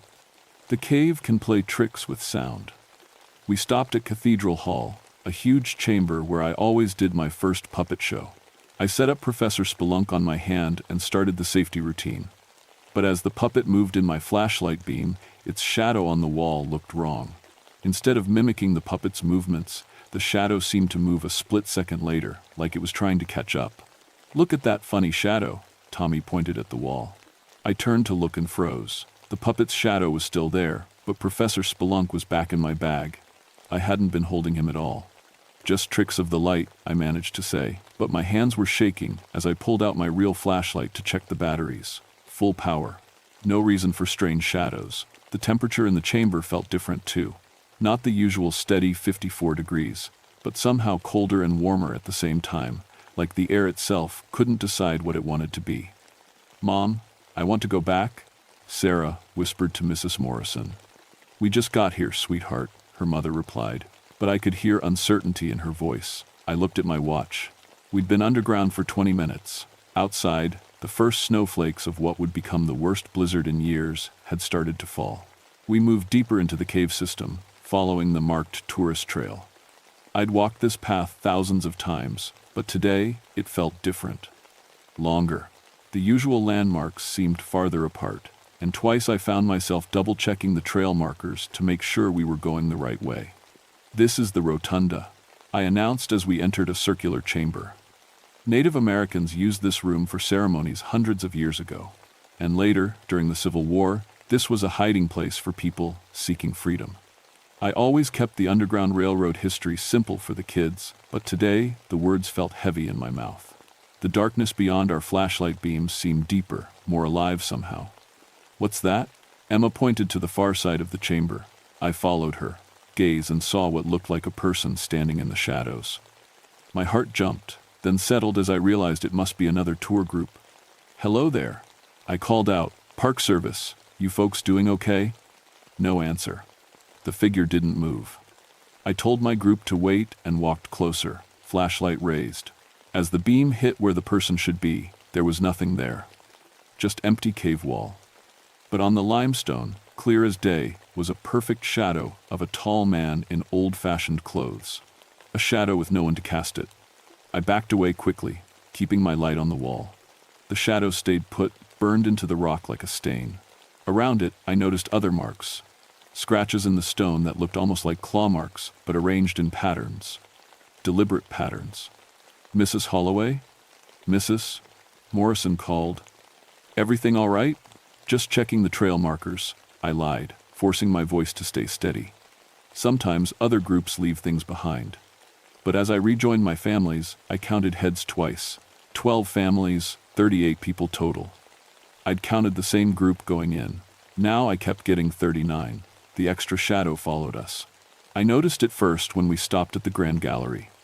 While everyone marveled at the huge passage stretching into darkness, I saw our shadows on the wall. But there was one more than there should be. A tall figure that moved when none of us moved, stood when we all sat down for my next puppet show.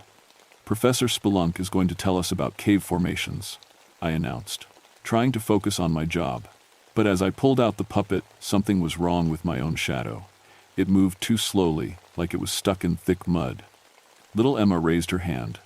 "Mom Cat, why is your shadow dancing?" I looked at the wall and my blood turned cold. My shadow was moving independently, gesturing and pointing while I stood perfectly still. Then, as I watched in horror, it began to move toward the other shadows of my tour group. "Everyone stay close," I said sharply. "We're moving to the next chamber." But as we walked, I heard whispers echoing from deeper in the cave. Voices speaking words I couldn't quite catch, but the tone was urgent, desperate, like people calling for help. "Did you hear that?" asked Mr. Morrison. "Just whined through the cave passages," I replied automatically. But there was no wind underground. There never was. The whispers got louder. Now I could make out words, "This way, safe passage, follow me." And then, impossibly, one voice rose above the others, clear and commanding. "Keep them together, conductor.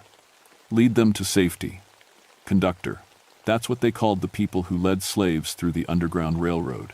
But everyone who had worked these caves during the Civil War was long dead. We reached the Methodist Church, another large chamber, and I decided to cut the tour short. Something was very wrong, and I needed to get these families back to the surface. "Folks, I'm afraid we need to head back," I started to say. But little Tommy Morrison screamed. He was pointing at the wall behind me. There, in perfect detail, were shadows of a dozen people in old-fashioned clothes. Men, women, children, all looking terrified, all reaching toward us with outstretched hands. But there was nobody there to cast those shadows. "It's okay," I said quickly, but my voice cracked. "Sometimes the limestone formations play tricks with our lights." That's when Mrs. Morrison grabbed my arm. "Cat, where's Jim?" "Jim?" "Jim's back at the visitor center." "No, the Jim who was with us. He joined our group in the last chamber." I stared at her. There had been no Jim with us. I'd counted heads carefully. But now, as I looked around our group, I could have sworn there had been someone else. A tall man in dark clothes who'd been walking at the back of our group. A man whose shadow I'd seen on the wall, but who wasn't actually there. We're leaving. Now, I said firmly. Everyone stay close, hold hands if you have to. Follow me, and don't look at the walls. But as we turned to go back the way we came, our flashlight beams revealed something impossible. The tunnel we'd entered through was gone. In its place was solid rock wall. We were trapped. And from somewhere deep in the darkness behind us came the sound of many footsteps, moving in perfect rhythm, like a group of people marching in formation. Getting closer. There has to be another way out, I said, trying to keep my voice calm, even though my heart was hammering. I'd been in these caves for 7 years. I knew every tunnel, every passage. There was always another way. But as we moved through the chamber, checking every opening with our flashlights, I found passages that shouldn't exist and others that had simply vanished. The cave was changing around us, rearranging itself like a living thing. Stay together, I called to the families. Caves can be confusing, but I know these tunnels better than anyone. That was a lie.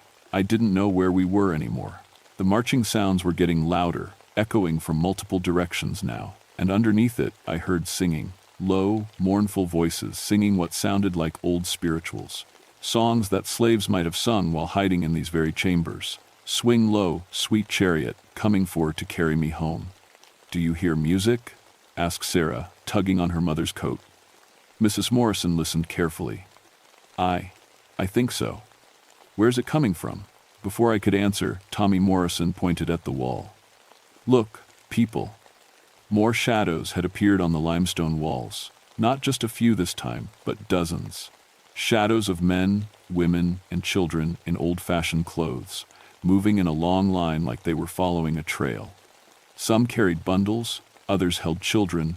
All of them looked terrified and hopeful at the same time. And leading them was the shadow of a tall man in a conductor's hat. Underground Railroad, whispered Mr. Morrison, who taught history at the local high school. These caves were part of the Underground Railroad, but this is impossible. The shadow conductor turned toward us, and even though it was just a dark shape on the wall, I could feel it looking directly at me. Then it raised one arm and pointed deeper into the cave. This way, came a voice from everywhere and nowhere. Safe passage this way. Trust the conductor. No, I said firmly. We're not going anywhere.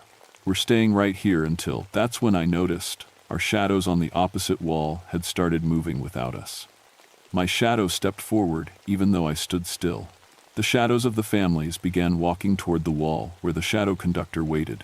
And as our shadows moved, I felt a horrible pulling sensation, like something was trying to drag my soul right out of my body. Fight it, I yelled. Don't let your shadows move. Think about staying in your own body. But little Emma was already walking forward, her eyes completely black, following her shadow toward the wall. Her real mother back at the babysitter's would never see her again if I didn't do something. I grabbed Emma's hand, and the moment I touched her, I felt what she felt. A powerful urge to follow the conductor, to trust him completely. He was going to take us somewhere safe, somewhere the bad people couldn't hurt us. We just had to follow our shadows into the wall. No. I shook Emma hard, and her eyes cleared. Stay with me, baby. Don't listen to the voice. But now half the families were walking toward the walls, following their shadows. Parents, children, grandparents, all with the same black eyes and peaceful expressions. I pulled out Professor Spelunk and made him dance frantically. Hey kids, look at me, Professor Spelunk needs your help. A few of the children turned away from the walls, giggling as the puppet made silly faces. But the adults kept walking, and their shadows were almost touching the conductor's shadow now. That's when I heard footsteps behind us. Real footsteps, not echoes. I turned and saw a man in a park ranger uniform walking toward us. He was tall and thin, with kind eyes and a familiar face. Thompson, I called out in relief.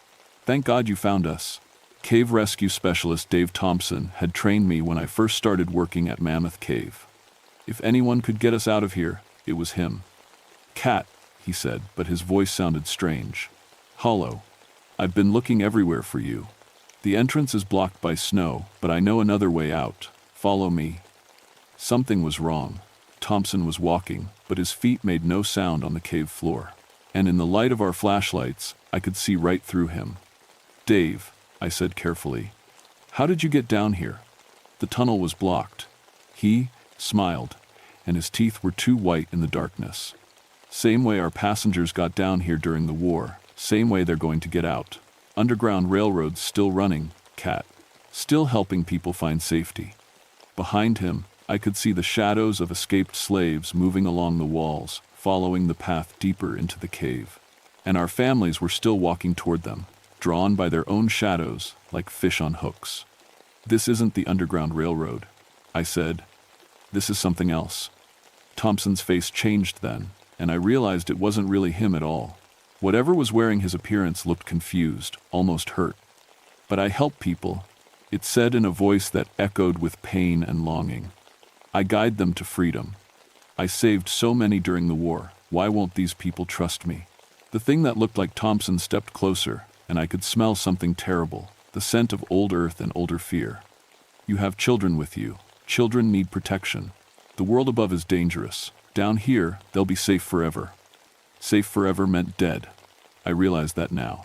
This thing had been leading people into the deepest parts of the cave for over a century, thinking it was helping them escape slavery.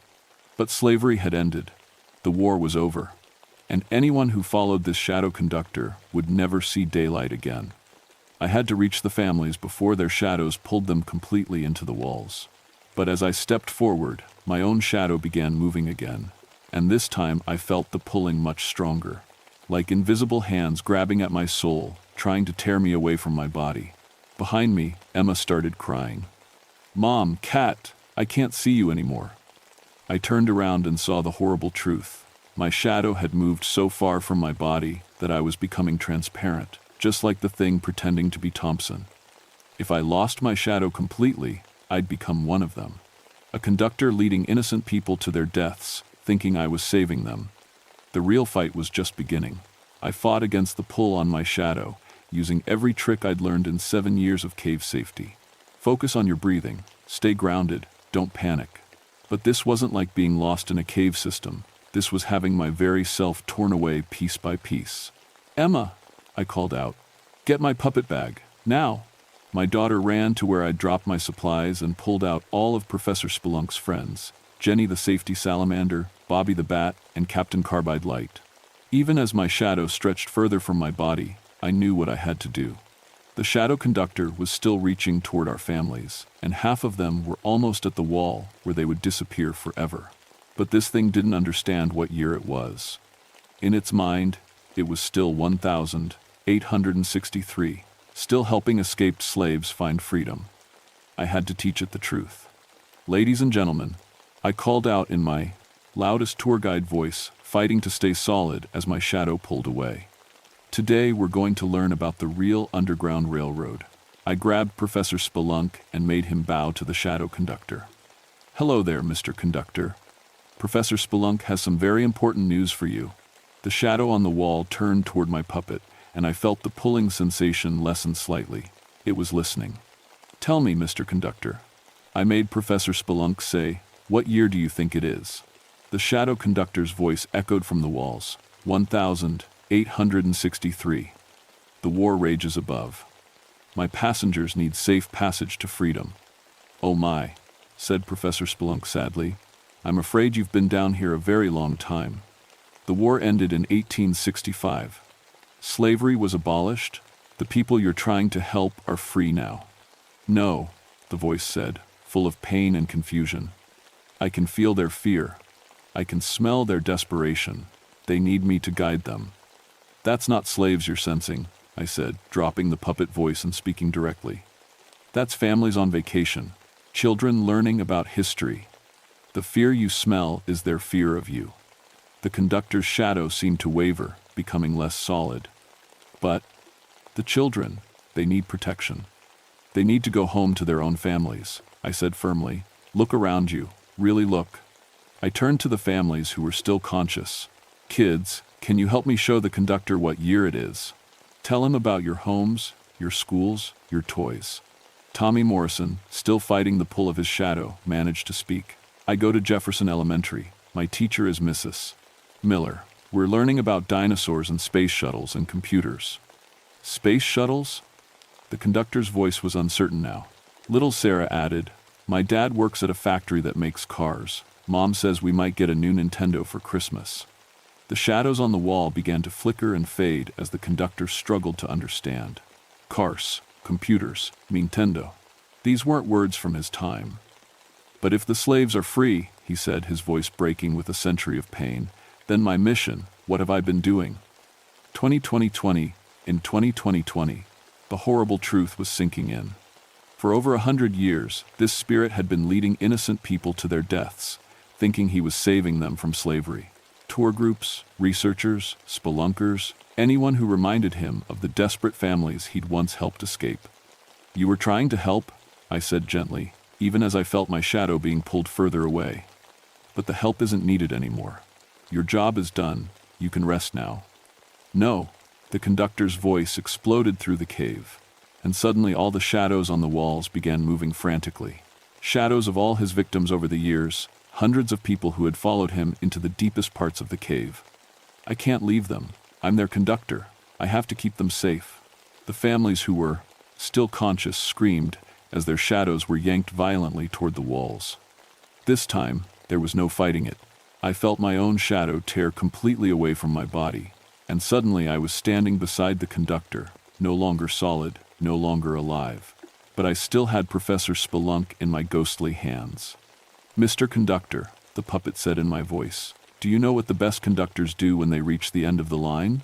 The shadow conductor turned to me, his face finally becoming clear. He was young, maybe 25, with kind eyes full of terrible sadness. A man who had dedicated his life to helping others and had become trapped by his own good intentions.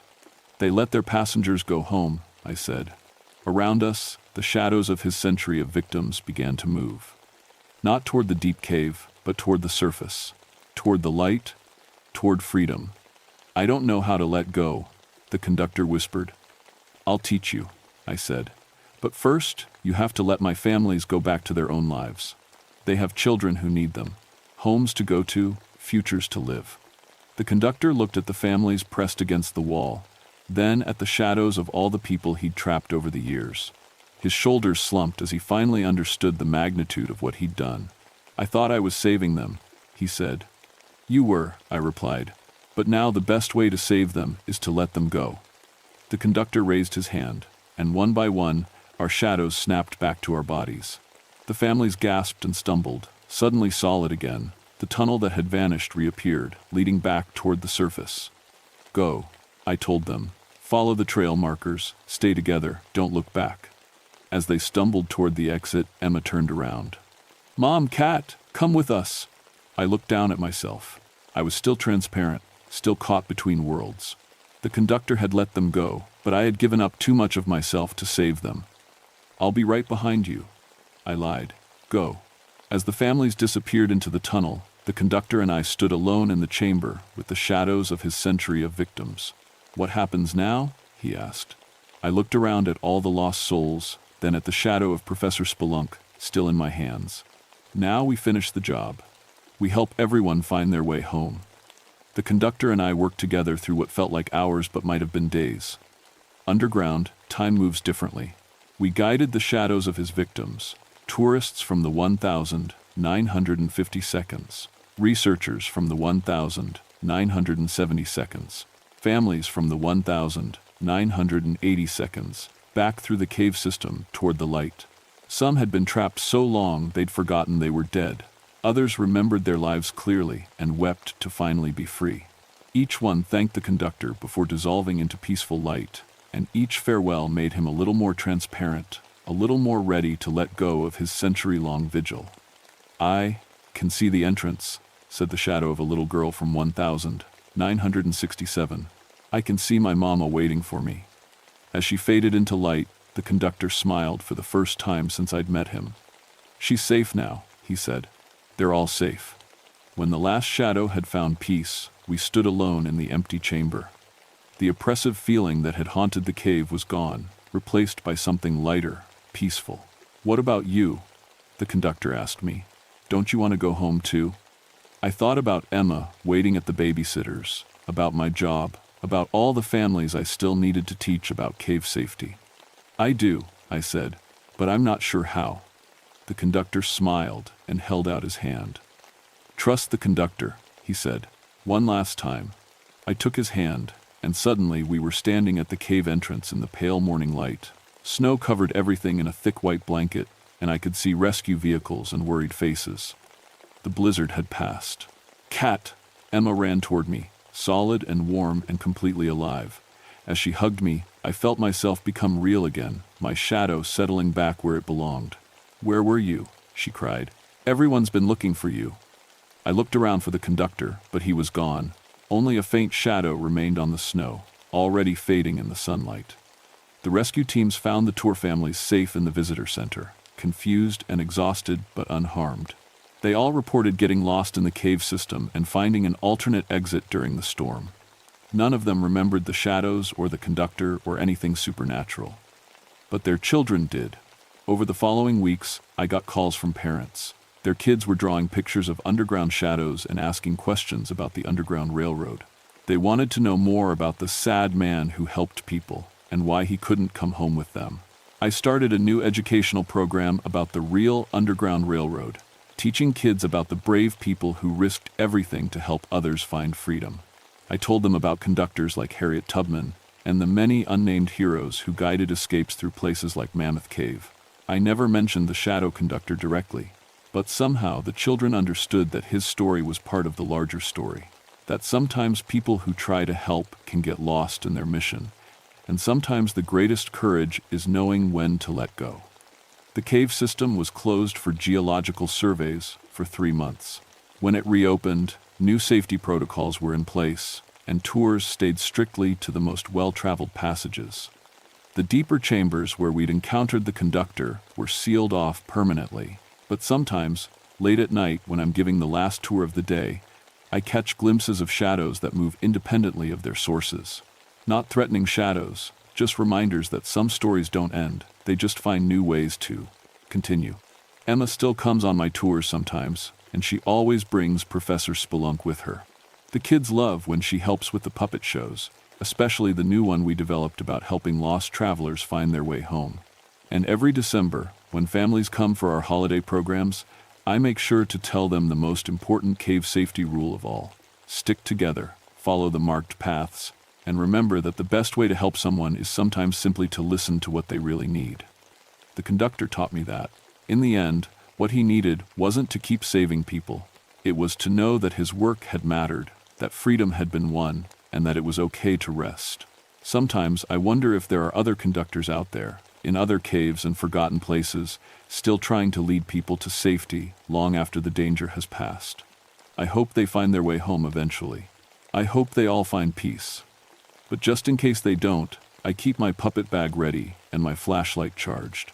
Because you never know when someone might need a good storyteller to help them understand that their journey is finally over. The cave keeps its secrets, but some secrets are meant to be shared. Some shadows need light to find their rest. And some conductors need to learn that the most important stop on any railroad is the one where passengers get to go home.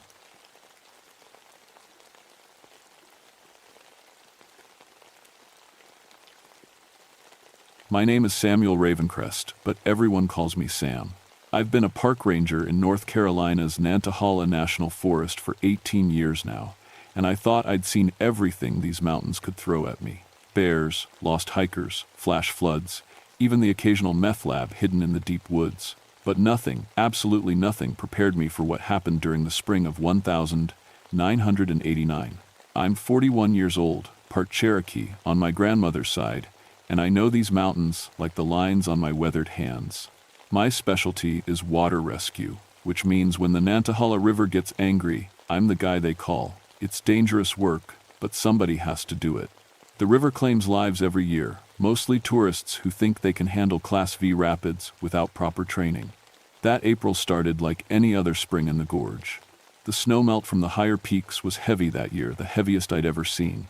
The river was running 15 feet above normal, turning what was usually a challenging but manageable stretch of whitewater into a churning monster. The old Cherokee called this kind of flood blood water, though I never understood why until later. I was living alone then.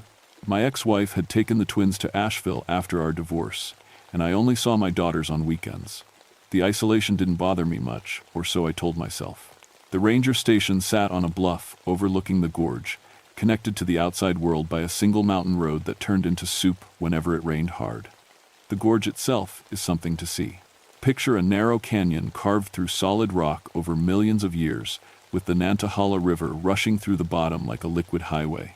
During normal water levels, it's beautiful crystal-clear water tumbling over granite boulders, surrounded by thick forest that stays green year-round thanks to the constant mist. But when the spring floods come, it becomes a different animal entirely.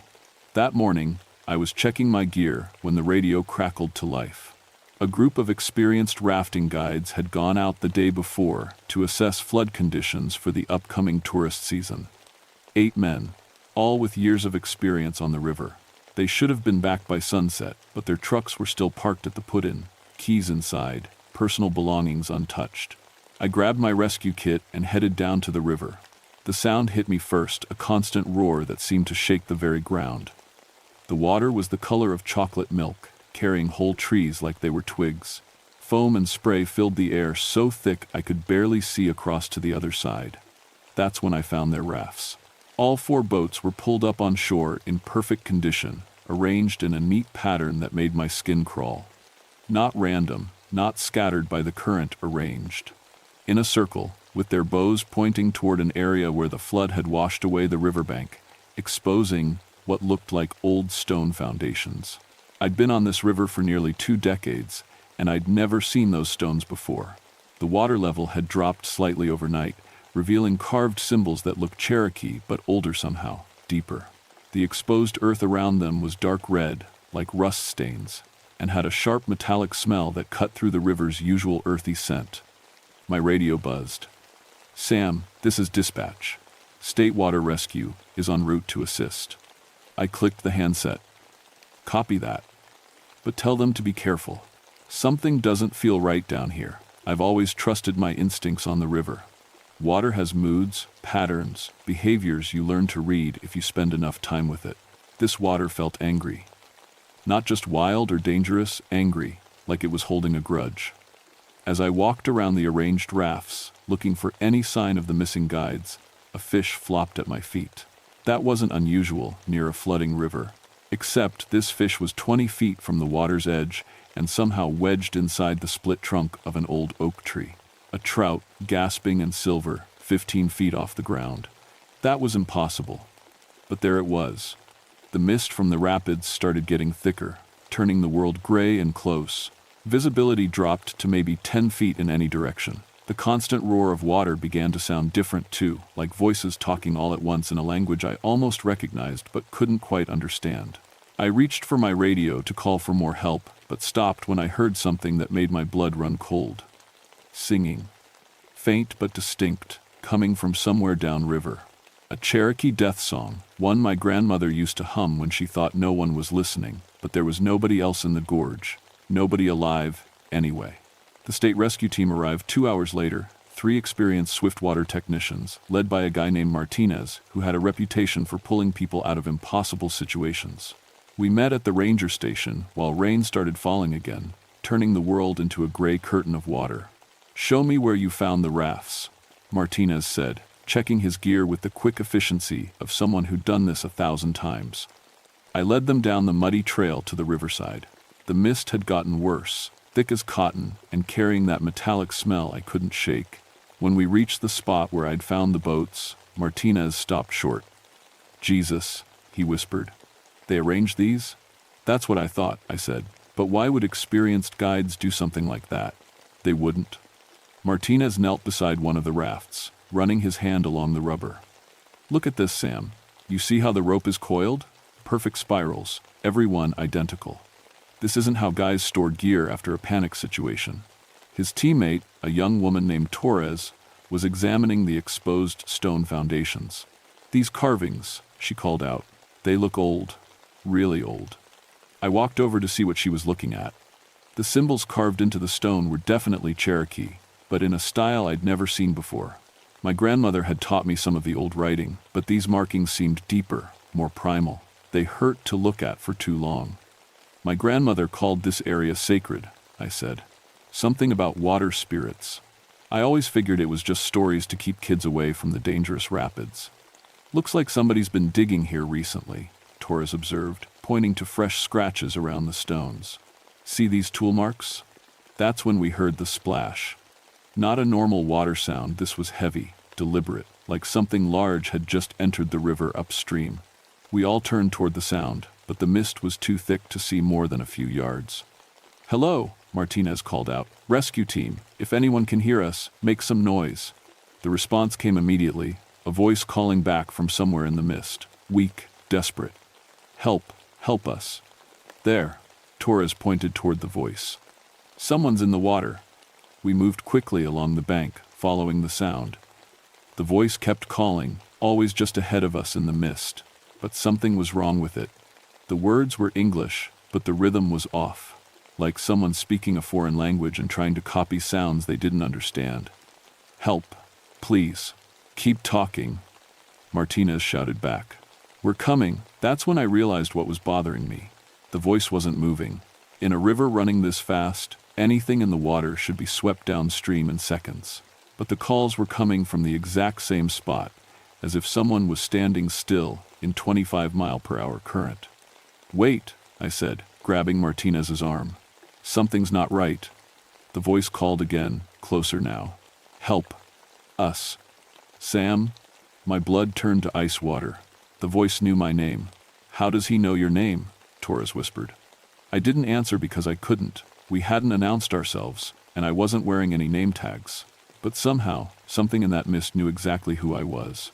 The fog shifted, and for just a moment, we saw him. A man was standing waist-deep in the raging current, arms outstretched toward us. But he wasn't fighting the water, he was perfectly still, like he was standing on solid ground instead of in a flood that should have swept him away instantly. His clothes were dark, plastered to his body, and his face was wrong. The features were human, but arranged slightly off, like a photograph that had been torn up and put back together by someone who had never seen a person before. And his eyes weren't looking at us, they were looking through us, focusing on something behind us we couldn't see. "Jesus Christ," Martinez breathed. The figure raised one arm, pointing directly at me, and opened its mouth. Water poured out instead of words, not like someone drowning, but like a pitcher being emptied. A steady stream of river water that went on far too long. Then the mist closed around it again, and it was gone. "Did you see that?" Torres asked, her voice shaking. "Did we all see that?" Before anyone could answer, she screamed. Something had grabbed her ankle from the water. She was being pulled toward the river by hands we couldn't see, sliding down the muddy bank despite Martinez's desperate grip on her arms. I dove for her other leg, feeling the mud give way under my boots. For a few seconds, we had her, but whatever was pulling had incredible strength, not just strong, but impossibly strong. Torres was being dragged into the current by something that could overcome 3 grown adults working together. "The knife!" Martinez yelled. "Cut whatever's holding her." I fumbled for my rescue knife, but before I could reach it, Torres disappeared under the brown water with a sound I'll never forget. Half scream, half gurgle, suddenly cut off. The 3 of us who were left stared at the water where she'd vanished. The river kept roaring, indifferent to what had just happened. But now I could swear I heard laughter mixed in with the sound of the current. Low, bubbling laughter that seemed to come from everywhere at once. We called for backup immediately, but the mountain roads were washing out faster than crews could clear them. The storm that had been threatening all morning finally hit with full force, turning the trail back to the ranger station into a muddy waterslide. We were trapped in the gorge until the weather cleared. Martinez and his remaining teammate, a quiet guy named Peterson, set up their equipment on higher ground while I tried to raise anyone on the radio. Static filled the airwaves, broken occasionally by fragments of voices speaking in that same strange rhythm we'd heard from the figure in the mist. "Sam," Martinez called from where he was assembling a throw rope system. "You need to see this." I splashed through ankle-deep water to where he stood. He was pointing at the river, where something large was moving just under the surface. Not fighting the current like debris would, but moving deliberately upstream against the flow. "What do you think it is?" Peterson asked. Before I could answer, the thing breached the surface. It was Torres, or what had been Torres. She floated upright in the water, her rescue gear still intact, her eyes wide open and staring directly at us. But she wasn't breathing, wasn't struggling, wasn't doing anything human beings do when they're drowning. She was just standing there in the middle of a raging flood, perfectly balanced, perfectly still. "Torres," Martinez shouted, "can you hear me?" Her mouth opened, and that same stream of water poured out, along with words that weren't quite right. "Come into the water, Sam." This time, she was definitely talking to me specifically. "Why does it keep using your name?" Peterson whispered. I was starting to get an idea about that, and I didn't like it one bit. My grandmother's stories weren't just bedtime tales to keep kids away from the river. They were warnings about something real. Something that had been sleeping under these waters for a very long time. The exposed stone foundations weren't Cherokee construction sites. They were graves. And the recent excavation marks Torres had noticed meant someone had been digging in a place that should never be disturbed. As if responding to my thoughts, more figures began emerging from the water. All the missing rafting guides, standing in perfect formation across the width of the river. 8 experienced outdoorsmen, all floating upright in impossible currents, all staring at me with those wrong, water-filled eyes. "This is impossible," Martinez muttered, but his voice lacked conviction. After what we'd seen, impossible was becoming relative. The figures began to move, wading through the flood toward shore with slow, deliberate steps. The water seemed to part around them, flowing around their bodies instead of carrying them away. As they got closer, I could see they weren't quite right either. Their proportions were slightly off, like their bones had been rearranged by something that understood human anatomy but had never been human itself. "We need to get out of here," Peterson said, backing toward higher ground. "Right now." But as we turned to climb back up the muddy slope, we found our path blocked. More figures were emerging from the forest people I'd seen around the area over the years. Hikers who had disappeared, fishermen who never came home, even a few faces I recognized from missing person reports going back decades. All of them dripping wet despite being nowhere near the water. All of them staring at me with that same focused intensity. The circle of figures closed around us, leaving us standing in a small clearing with the river on one side and the wrong-looking people on the other. They weren't threatening us exactly, they were just standing there, waiting for something.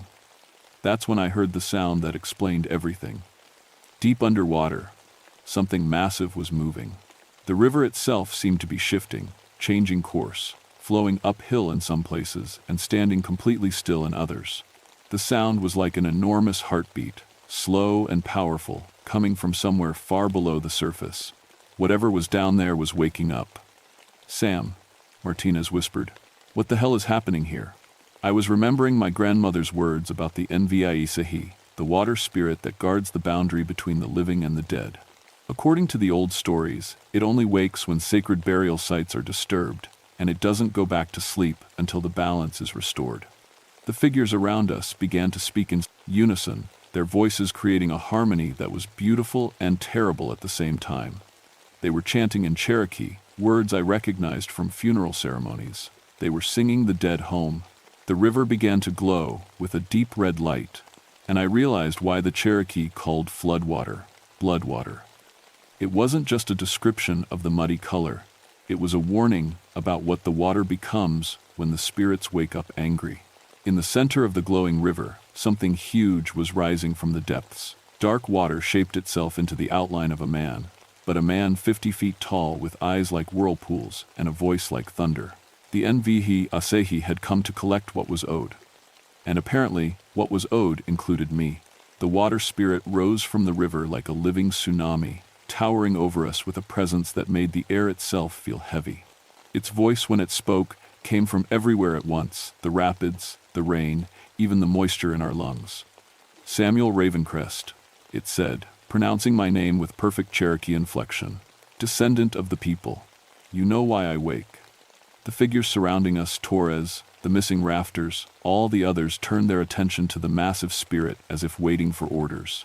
But their eyes kept drifting back to me, and I was beginning to understand why. "The graves," I said, my voice barely audible over the roar of displaced water. "Someone disturbed the burial ground."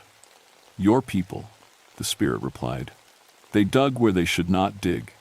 They took what should not be taken. The balance is broken." Martinez grabbed my arm. "What's it talking about? What people?" I closed my eyes, remembering conversations with my ex-wife about selling some of our land near the river to developers. Property that included areas my grandmother had always insisted were sacred, land where new vacation cabins were being built right now, with foundations that required deep excavation into ground that hadn't been touched for centuries. The construction project, I whispered. They're building right on top of the burial sites. The water spirit's form shifted, becoming more solid, more defined. I could see Cherokee burial ornaments incorporated into its shape, pottery shards, carved bones, ceremonial stones that had been scattered by bulldozers and buried under concrete. The dead cannot rest while their bones lie beneath the homes of strangers, the spirit said. They call to me from beneath wood and stone. They demand justice. But why these people? I gestured toward the circle of wrong-looking figures. They didn't disturb anything. The water claims what the water needs, it replied. Souls to replace souls, life to balance life. Until the graves are restored, the river keeps what it takes. That's when I understood the true horror of our situation. The spirit wasn't randomly killing people. It was collecting souls to stand guard over the disturbed graves until they could be properly restored. Taurus, the rafters, all the missing people, over the years they were being held in a kind of supernatural custody, kept between life and death until the spiritual balance could be fixed. And I was the key to fixing it. You carry the blood, the spirit said, its massive face turning toward me. You speak for the people. You can restore what was broken. How? I asked, though part of me already knew the answer. Return the bones to sacred ground. Speak the words of restoration. Accept the responsibility of guardian. The alternative, though unspoken, was clear. If I couldn't or wouldn't fix the situation, the spirit would keep taking souls. The river would claim every person who entered its domain until someone made things right. But there was a problem. The construction project was owned by a development company with contracts worth millions of dollars. Even if I could prove the area was a sacred burial ground, legal battles could take years. And in the meantime, more people would disappear into the water. Unless I found another way. I looked at the figures surrounding us, dozens of people held in limbo between life and death. Then I looked at Martinez and Peterson, who were staring at the massive water spirit with expressions of pure terror. There's another option, I said to the spirit. A temporary solution. Its whirlpool eyes focused on me with crushing intensity. The graves need guardians until they can be properly restored. I continued. What if I stayed? What if I took responsibility for protecting this place until the legal issues are resolved? Sam, what are you saying? Martinez whispered. I was saying that sometimes the only way to save everyone else is to sacrifice yourself. But I was also thinking about my daughters, growing up without their father, thinking about all the people who would die if this situation continued. A willing guardian, the spirit mused. One who chooses the responsibility. This would satisfy the balance. But only temporarily, I insisted, until the graves can be properly restored and protected by law. The massive figure was silent for a long moment, and I could feel it weighing my offer against its ancient obligations. Finally, it nodded. The willing guardian may speak for the dead. But if you fail in your duty, if the graves remain disturbed, you join the others in the water. I looked at Martinez and Peterson. Get out of here, both of you. Tell them the area is too dangerous for rescue operations until further notice. We're not leaving you, Martinez said. Yes, you are, I replied. Because if you don't, you'll end up like Torres and the others, and then no one will know what really happened here. The spirit raised one massive arm, and the river began to recede. The figures around us, all the captured souls, started walking back toward the water with slow, mechanical movements. The guardian chooses, the spirit said. The compact is sealed. As the water spirit dissolved back into the river, taking the captured souls with it, I felt a change come over me. Not physical exactly, but something deeper. I could sense every drop of water in the gorge, feel the exact location of the disturbed graves, understand the weight of spiritual responsibility that came with protecting this place. Martinez and Peterson climbed out of the gorge that afternoon, carrying word that the rescue operation had been suspended due to dangerous conditions. The official report listed Torres and the missing rafters as flood victims, their bodies swept away by unprecedented currents. But I knew better. They were sleeping now, held safe by the spirit, until I could find a way to restore the graves properly. It might take months, maybe years of legal battles with developers and government agencies, but I had time. After all, I wasn't going anywhere. That was 6 months ago. The legal battle is still ongoing, but I'm making progress. Turns out that having a Cherokee Ranger with documented evidence of sacred burial grounds carries more weight than the developers expected. The construction has been suspended pending a full archaeological survey, and there's growing public support for preserving the area as protected tribal land. My daughters visit me at the ranger station every weekend now. They think I've become more dedicated to my job, more connected to our Cherokee heritage. They're not wrong, though they don't understand the full truth. My ex-wife says I seem more at peace, more centered. She's thinking about moving back to the area. I've learned to work with the NV High Isahi rather than fear it. The spirit doesn't communicate in words anymore. It's more like an understanding that flows through the water itself. It knows I'm keeping my end of the bargain, working to restore the sacred sites and protect them from future disturbance. The missing people are still out there, held in a state between life and death. I see them sometimes when the water is particularly still, standing beneath the surface, like sentinels. Torres waves at me occasionally, and I wave back. They're not suffering, they're just waiting. Other rangers ask me why I never leave the gorge anymore, why I seem to know things about the river that aren't in any manual. I tell them it comes from experience, from spending enough time in one place that you become part of it. That's true, as far as it goes. What I don't tell them is that I can feel every person who enters the river now. I know when someone's in trouble before they call for help, can sense when the water is feeling particularly angry or restless. I've prevented 3 drownings and 2 equipment failures in the past 6 months, always knowing exactly where to be and when. The tourists and rafting guides think I'm just exceptionally good at my job. They have no idea that the river itself is keeping me informed. Sometimes, late at night when the water is running quiet, I hear the Cherokee death songs again. But now I understand they're not songs of mourning, they're songs of patience. The spirits are waiting for justice, and they trust me to deliver it. I will deliver it, however long it takes. The blood tide still rises every spring when the snowmelt comes down from the peaks, but now it runs clear instead of red, because the balance is being maintained. The NVIISAHI sleeps peacefully in the depths, knowing that the sacred places have a guardian again. And if sometimes I feel the pull of the water, the invitation to join the others in their patient vigil beneath the surface, well, that's a small price to pay for keeping the peace between the world of the living and the world of the dead. My name is Samuel Ravencrest, and I am the guardian of Raven's Gorge, at least until the graves can go home where they belong. Asterisk. The water remembers everything. And now, so do I.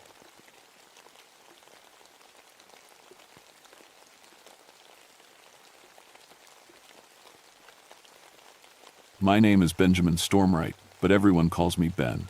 I've been a park ranger for 14 years now, working the Lookout Mountain area where Georgia meets Tennessee. Before this job, I was a psychology professor, studying memory disorders and trauma. Seemed like important work back then. Now I'm not so sure. I took this ranger job after coming back from Vietnam. The nightmares were bad, and the classroom felt too small, too closed in. Out here in the mountains, with all this space and quiet, I could breathe again. Or so I thought. It was November 1995, right around the anniversary of the Battle of Chickamauga.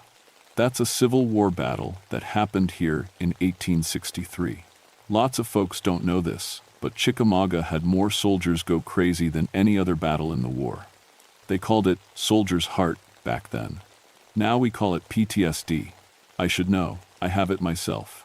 The weather had been strange all week. Fog kept rolling in at weird times, thick and heavy like soup. It didn't move right either. Normal fog follows the wind and the valleys. This fog just sat there, like it was waiting for something. I was sitting in my observation post, about 30 miles from the nearest town, writing my daily report when the radio crackled to life. "Ben, you there?" It was Sheriff Martinez from down in the valley.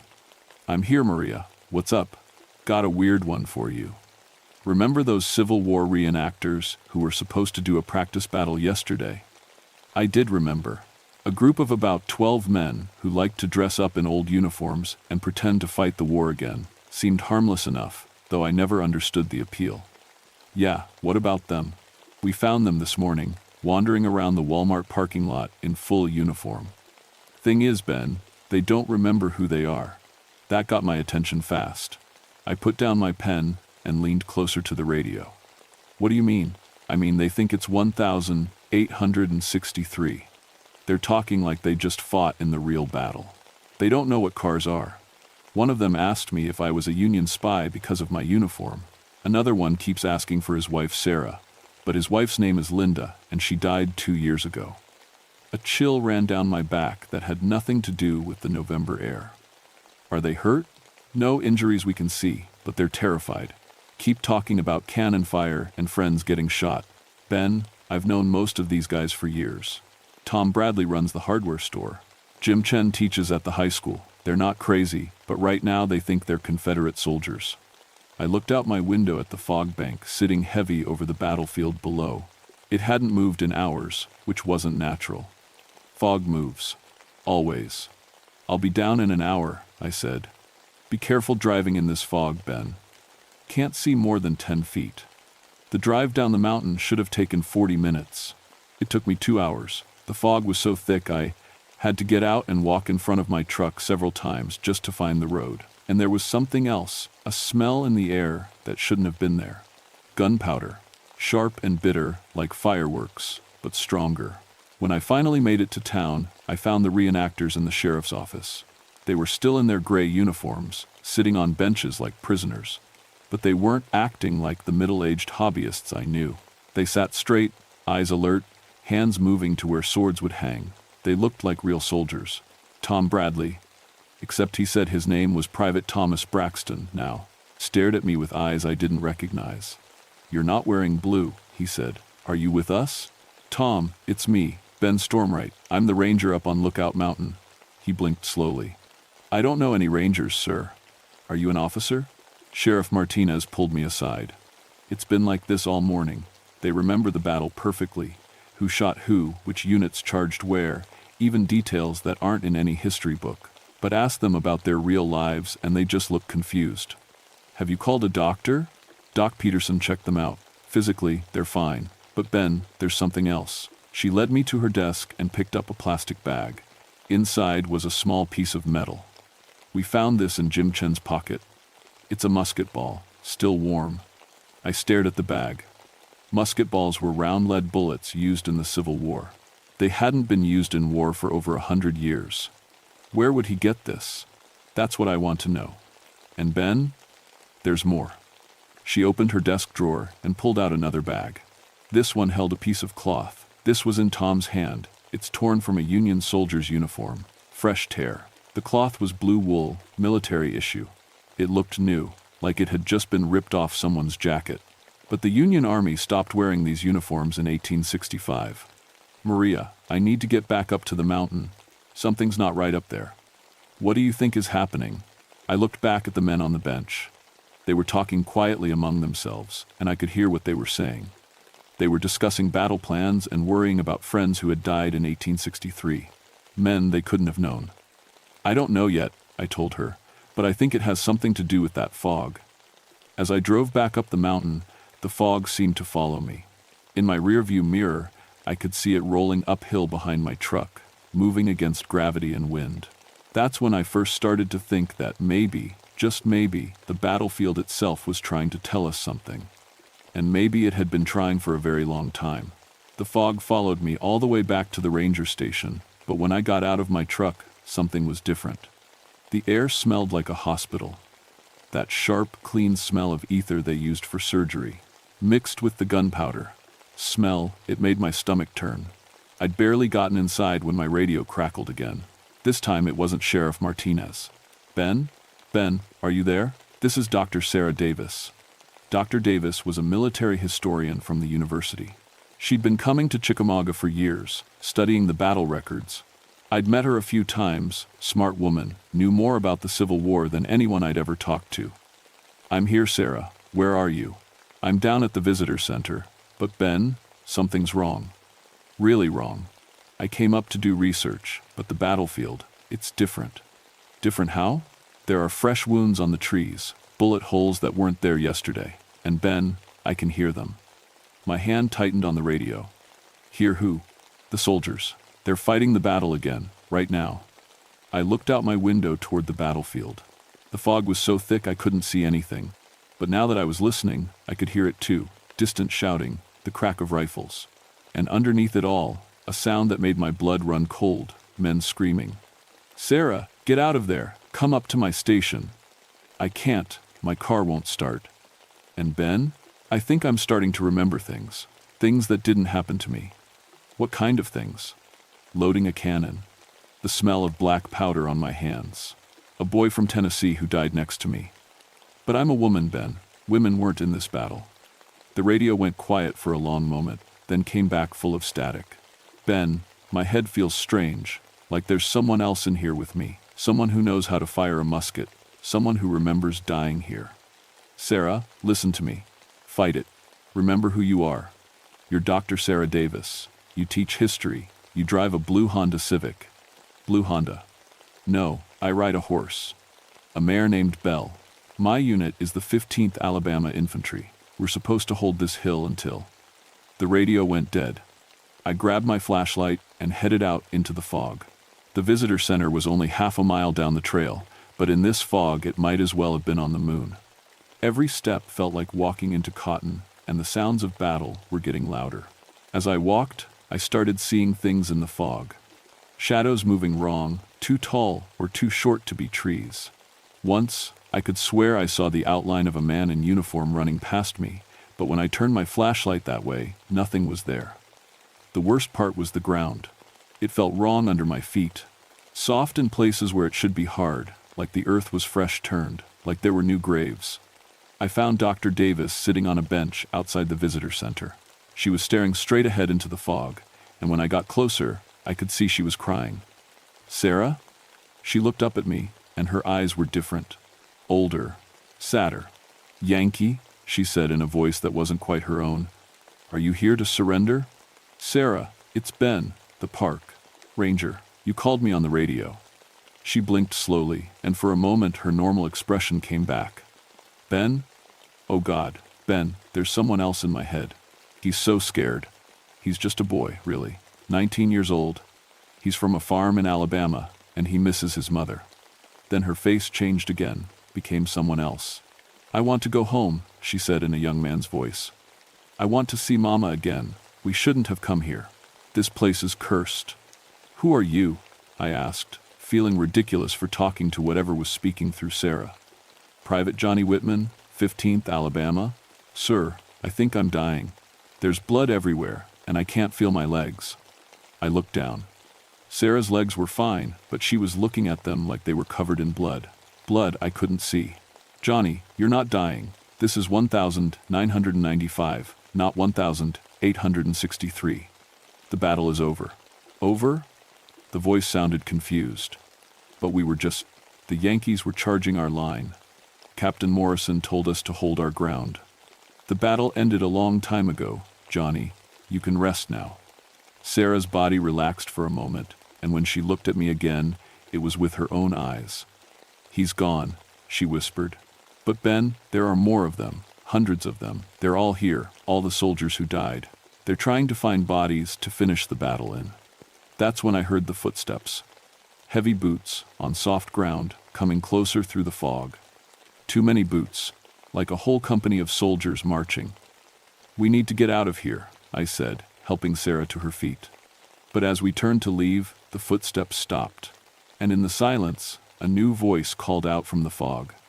An officer's voice, used to giving commands. Halt!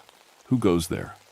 I grabbed Sarah's hand and ran. Behind us, I could hear the voice calling orders to troops that shouldn't exist. Form ranks, prepare to advance, fix bayonets. We made it about 50 yards before Sarah collapsed. When I helped her up, she was laughing, but it wasn't her laugh. It was too deep, too rough. You can't run from us, she said, in yet another voice. This is our ground. We died for this ground. And now we're taking it back. I realized then that we weren't just dealing with confused reenactors anymore. Something was happening here that I didn't understand. Something that had been building for 132 years, ever since the battle ended. And I was starting to think that maybe the battle had never really ended at all. By the time I got Sarah back to my station, she was switching between 3 different personalities. There was Dr. Sarah Davis, the historian who knew it was 1995. There was Private Johnny Whitman from Alabama, who wanted to go home to his mother. And there was someone new, Sergeant William Hayes from Ohio, who kept asking about his unit and giving military orders to people who weren't there. I tried to call for help, but my radio was picking up strange signals. Instead of the sheriff's office, I kept hearing what sounded like Civil War-era military communications. Orders being shouted, reports of casualties, requests for ammunition, all in voices that crackled like old recordings, but with the urgency of real-time battle reports. "Sarah, can you hear me?" I asked during one of her lucid moments. "I'm here, but they're getting stronger, Ben. It's like they're feeding off being close to the battlefield, and there are more coming. I can feel them pressing against my mind, all these dead soldiers who want another chance." She grabbed my arm, her grip surprisingly strong. "You have to understand, they didn't die clean deaths. They were boys, most of them. They died scared and confused and far from home. They never got to say goodbye. They never got to finish what they started. What do they want? To complete the battle, to finish dying properly. But they need living minds to do it." That's when we heard the car coming up the mountain road. Through the fog, I could see headlights moving slowly, like the driver couldn't see where they were going. It was another historian, Dr. Marcus Webb, who worked with Sarah at the university. He stumbled out of his car looking confused and frightened. "Ben, Sarah, what's happening up here?" I was driving up for our research meeting, but I kept getting lost. The road signs keep changing. And I keep thinking I'm supposed to be somewhere else, doing something important. Sarah looked at him with eyes that weren't her own. "Marcus, you need to leave, now." But it was too late. As Marcus stepped closer to the station, his face went blank for a moment, then filled with an expression I'd never seen on him before. When he spoke, his voice had a slight southern accent he'd never had. "Captain Davis, is that you, sir? I thought you were killed in the charge." Sarah stood up straighter, and when she answered, her voice was different too, commanding, like an officer. "Lieutenant Webb, good to see you made it through. What's the status of our line?"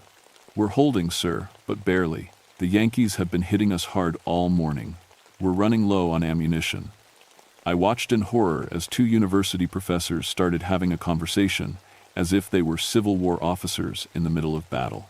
They were talking about troop movements and casualty reports for events that happened over a century ago. "This isn't real," I said loudly. "You're Dr. Sarah Davis and Dr. Marcus Webb. You're historians. It's 1995. They both turned to look at me, and for a moment I saw confusion in their eyes. Then Marcus blinked and was himself again. What just happened?" "Ben, I felt like someone else was talking through me. Someone who knew about military tactics I've never studied, but Sarah was still gone, still being Captain Davis. Who is this civilian?" she asked Marcus. "Does he have clearance to be in this area?" Marcus looked terrified. "Sarah, snap out of it. It's me, Marcus. We work together." That's when the real horror started. The fog outside began to glow with a pale, sick light. Through the windows, I could see shapes moving. Lots of them. Human shapes, but wrong somehow. Some were too tall, others seemed to be missing parts. And they were all wearing uniforms. "Company, form ranks," Sarah shouted in her officer voice.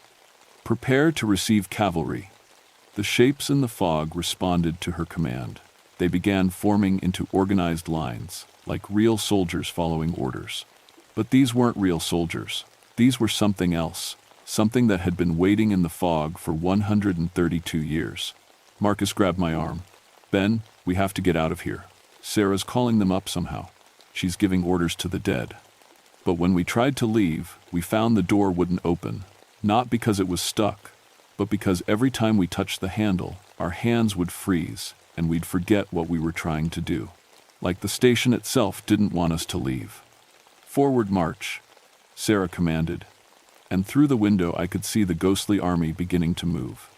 They were marching straight toward us. Marcus collapsed into a chair, his face pale. I can feel them trying to get into my head. There's a Confederate major named Peterson who wants to use my body to lead a charge. He's showing me memories of his home in Virginia, his wife, his children, God, Ben. He misses them so much. Fight it? I told him, but I could feel something pressing at my own mind too. A Union corporal named Tom Sullivan who was angry about dying so far from Boston. He wanted to finish the fight, to make the rebels pay for killing his friends. The temperature in the station dropped 20 degrees in as many seconds. Our breath came out in clouds, and frost began forming on the windows. Through the frost, I could see the dead army getting closer. Sarah spun around to face us, but her eyes were completely different now, older, colder, filled with the authority of someone who'd commanded men in battle. "Gentlemen," she said in a voice that belonged to someone who died in 1863, "welcome to the Battle of Chickamauga. You have the honor of serving in the final assault, the one that will settle this war once and for all." Marcus stood up, but it wasn't Marcus anymore. His whole posture had changed, become military and formal. "Yes, sir, my men are ready." I realized with growing terror that I was the only one left who remembered the real world. Sarah and Marcus were gone, replaced by dead officers who thought they were still fighting the Civil War. And outside, an army of ghosts was preparing to use our bodies to finish a battle that should have ended 132 years ago. The ghost army reached my station just as the fog turned blood red. Through the windows, I could see them clearly now.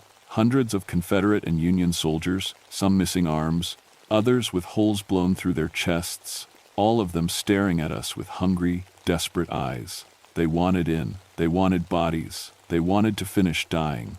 Sarah, still possessed by the Confederate captain, walked to the door and opened it wide. "Come in, boys, time to settle this properly." The temperature plummeted. My breath came out in white puffs as the dead soldiers began filing into the station.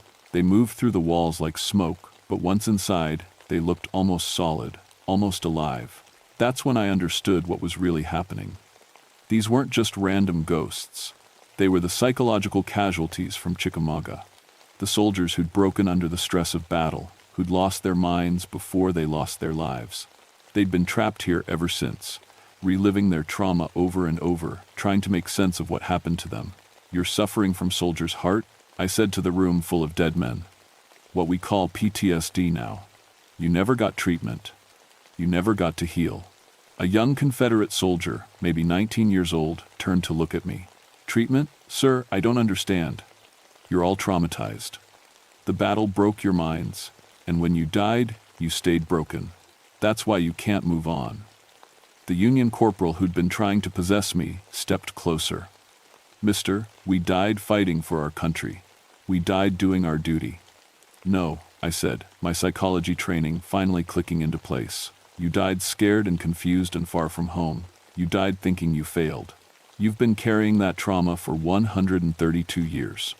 Marcus, still possessed by the Confederate major, laughed bitterly. "What would a civilian know about war?" "I'm a veteran," I said, "Vietnam, and I know what it's like to come home from war with your head full of ghosts." That stopped them. For the first time since the possession started, the dead soldiers looked uncertain. I pressed on. "The difference is, I got help. I learned that trauma isn't failure. It's injury, and injuries can heal if you treat them right." "How?" The young Confederate soldier's voice was barely a whisper. "How do you heal from dying?" "By understanding that dying isn't the end of the story. By dealing with the guilt and fear and confusion you carried when you passed. By finally talking about what really scared you." The room fell silent except for the sound of ghostly breathing. "Tell me," I said to the young soldier, "what's your name?" "Private Daniel Morrison, 11th Tennessee Infantry." "What were you thinking about when you died, Daniel?" His face crumpled. "My little sister. I promised Mama I'd come home to help with the harvest. Sarah was only 12, and she needed help with the heavy work. I kept thinking, who's going to take care of Sarah now?" "You were a good brother," I told him. "You died caring about your family. That's not failure, Daniel. That's love." One by one, I began talking to them. The Union boy who died thinking his mother would be ashamed of him for running when the cannonballs started falling. The Confederate sergeant who spent his last moments wishing he'd never volunteered, feeling like a coward for wanting to go home. The artillery officer who blamed himself for getting his whole unit killed with a bad order. Each time I talked to one of them, really listened to their pain, they became less solid. Their uniforms faded. Their wounds stopped bleeding. But Sarah and Marcus were still possessed by the officers, and they weren't ready to let go. "Enough!" Captain Davis shouted through Sarah. "These men died for their cause. You will not diminish their sacrifice with your modern weakness." "I'm not diminishing anything," I said. "I'm honoring their pain. They've been suffering for 132 years because no one understood that their minds were wounded too." The Confederate major possessing Marcus drew himself up to his full height. "A soldier endures, sir. We do not complain." And that's exactly the problem. You've been enduring instead of healing. You've been carrying trauma you were never meant to carry forever. I walked closer to Sarah, looking into eyes that belonged to Captain Davis.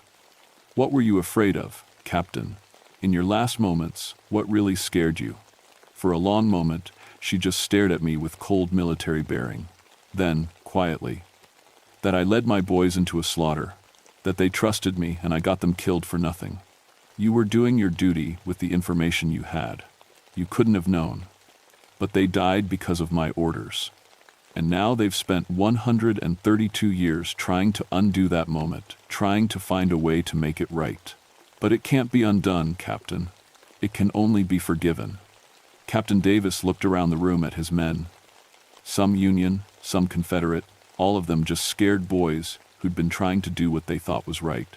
"I'm sorry," he whispered through Sarah's voice. "I'm so sorry, boys." The change was immediate. The ghostly soldiers began to fade, their faces peaceful for the first time in over a century. One by one, they nodded to their officers and simply let go. Marcus blinked and was himself again. "Ben, what happened? I feel like I just woke up from the strangest dream." Sarah took longer to come back. When she finally did, she was crying. "They were so young, Ben. They were all so terribly young." Outside, the fog was lifting. For the first time in days, I could see clear sky.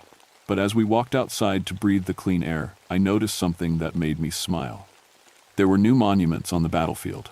Small stone markers that hadn't been there before, each one bearing a simple inscription. "Here lies a soldier who found peace." The Battle of Chickamauga was finally over. The official report blamed the whole incident on mass hysteria brought on by anniversary, stress, and atmospheric pressure changes. The reenactors recovered their memories within a few days, though some of them quietly told me they remembered things they couldn't possibly have known about the real battle. Sheriff Martinez called it the strangest case she'd ever worked, but she was grateful everyone came home alive and sane. The university gave Sarah and Marcus extended leave to deal with what they diplomatically called psychological stress from their research experience. But I knew the truth was more complicated. 3 weeks later, I was back at my station when I got a call from the VA hospital down in Atlanta.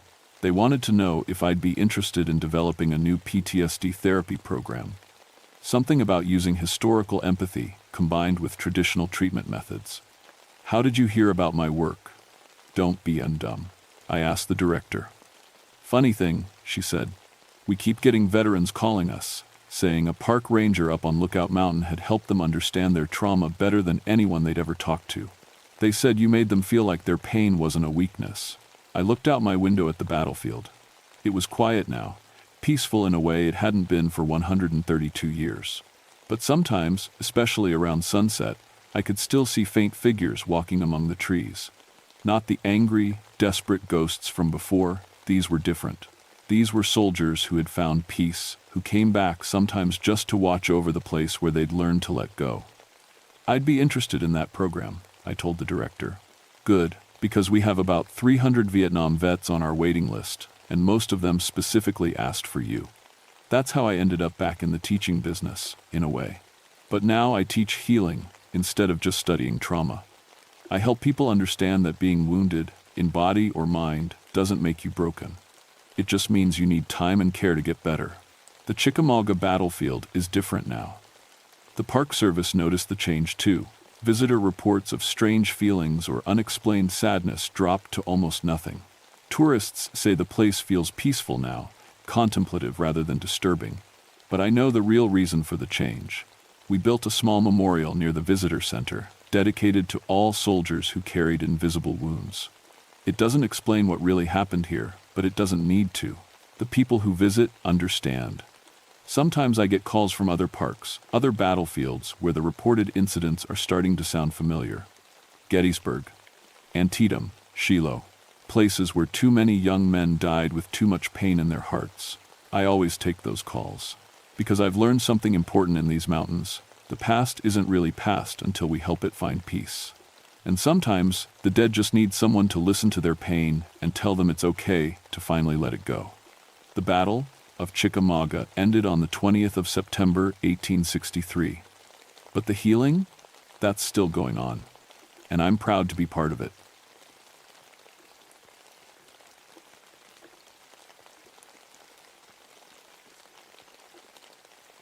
My name is Vincent Meredith, and I need to tell you what happened on Pine Mountain Ridge in the summer of 1963. 16 years I worked as a ranger in Daniel Boone National Forest, and I thought I'd seen everything these Kentucky mountains could throw at me. I was wrong. People always said Pine Mountain Ridge was strange. The Cherokee folks who lived here before us called it the place where voices got stolen. I never paid much attention to old stories.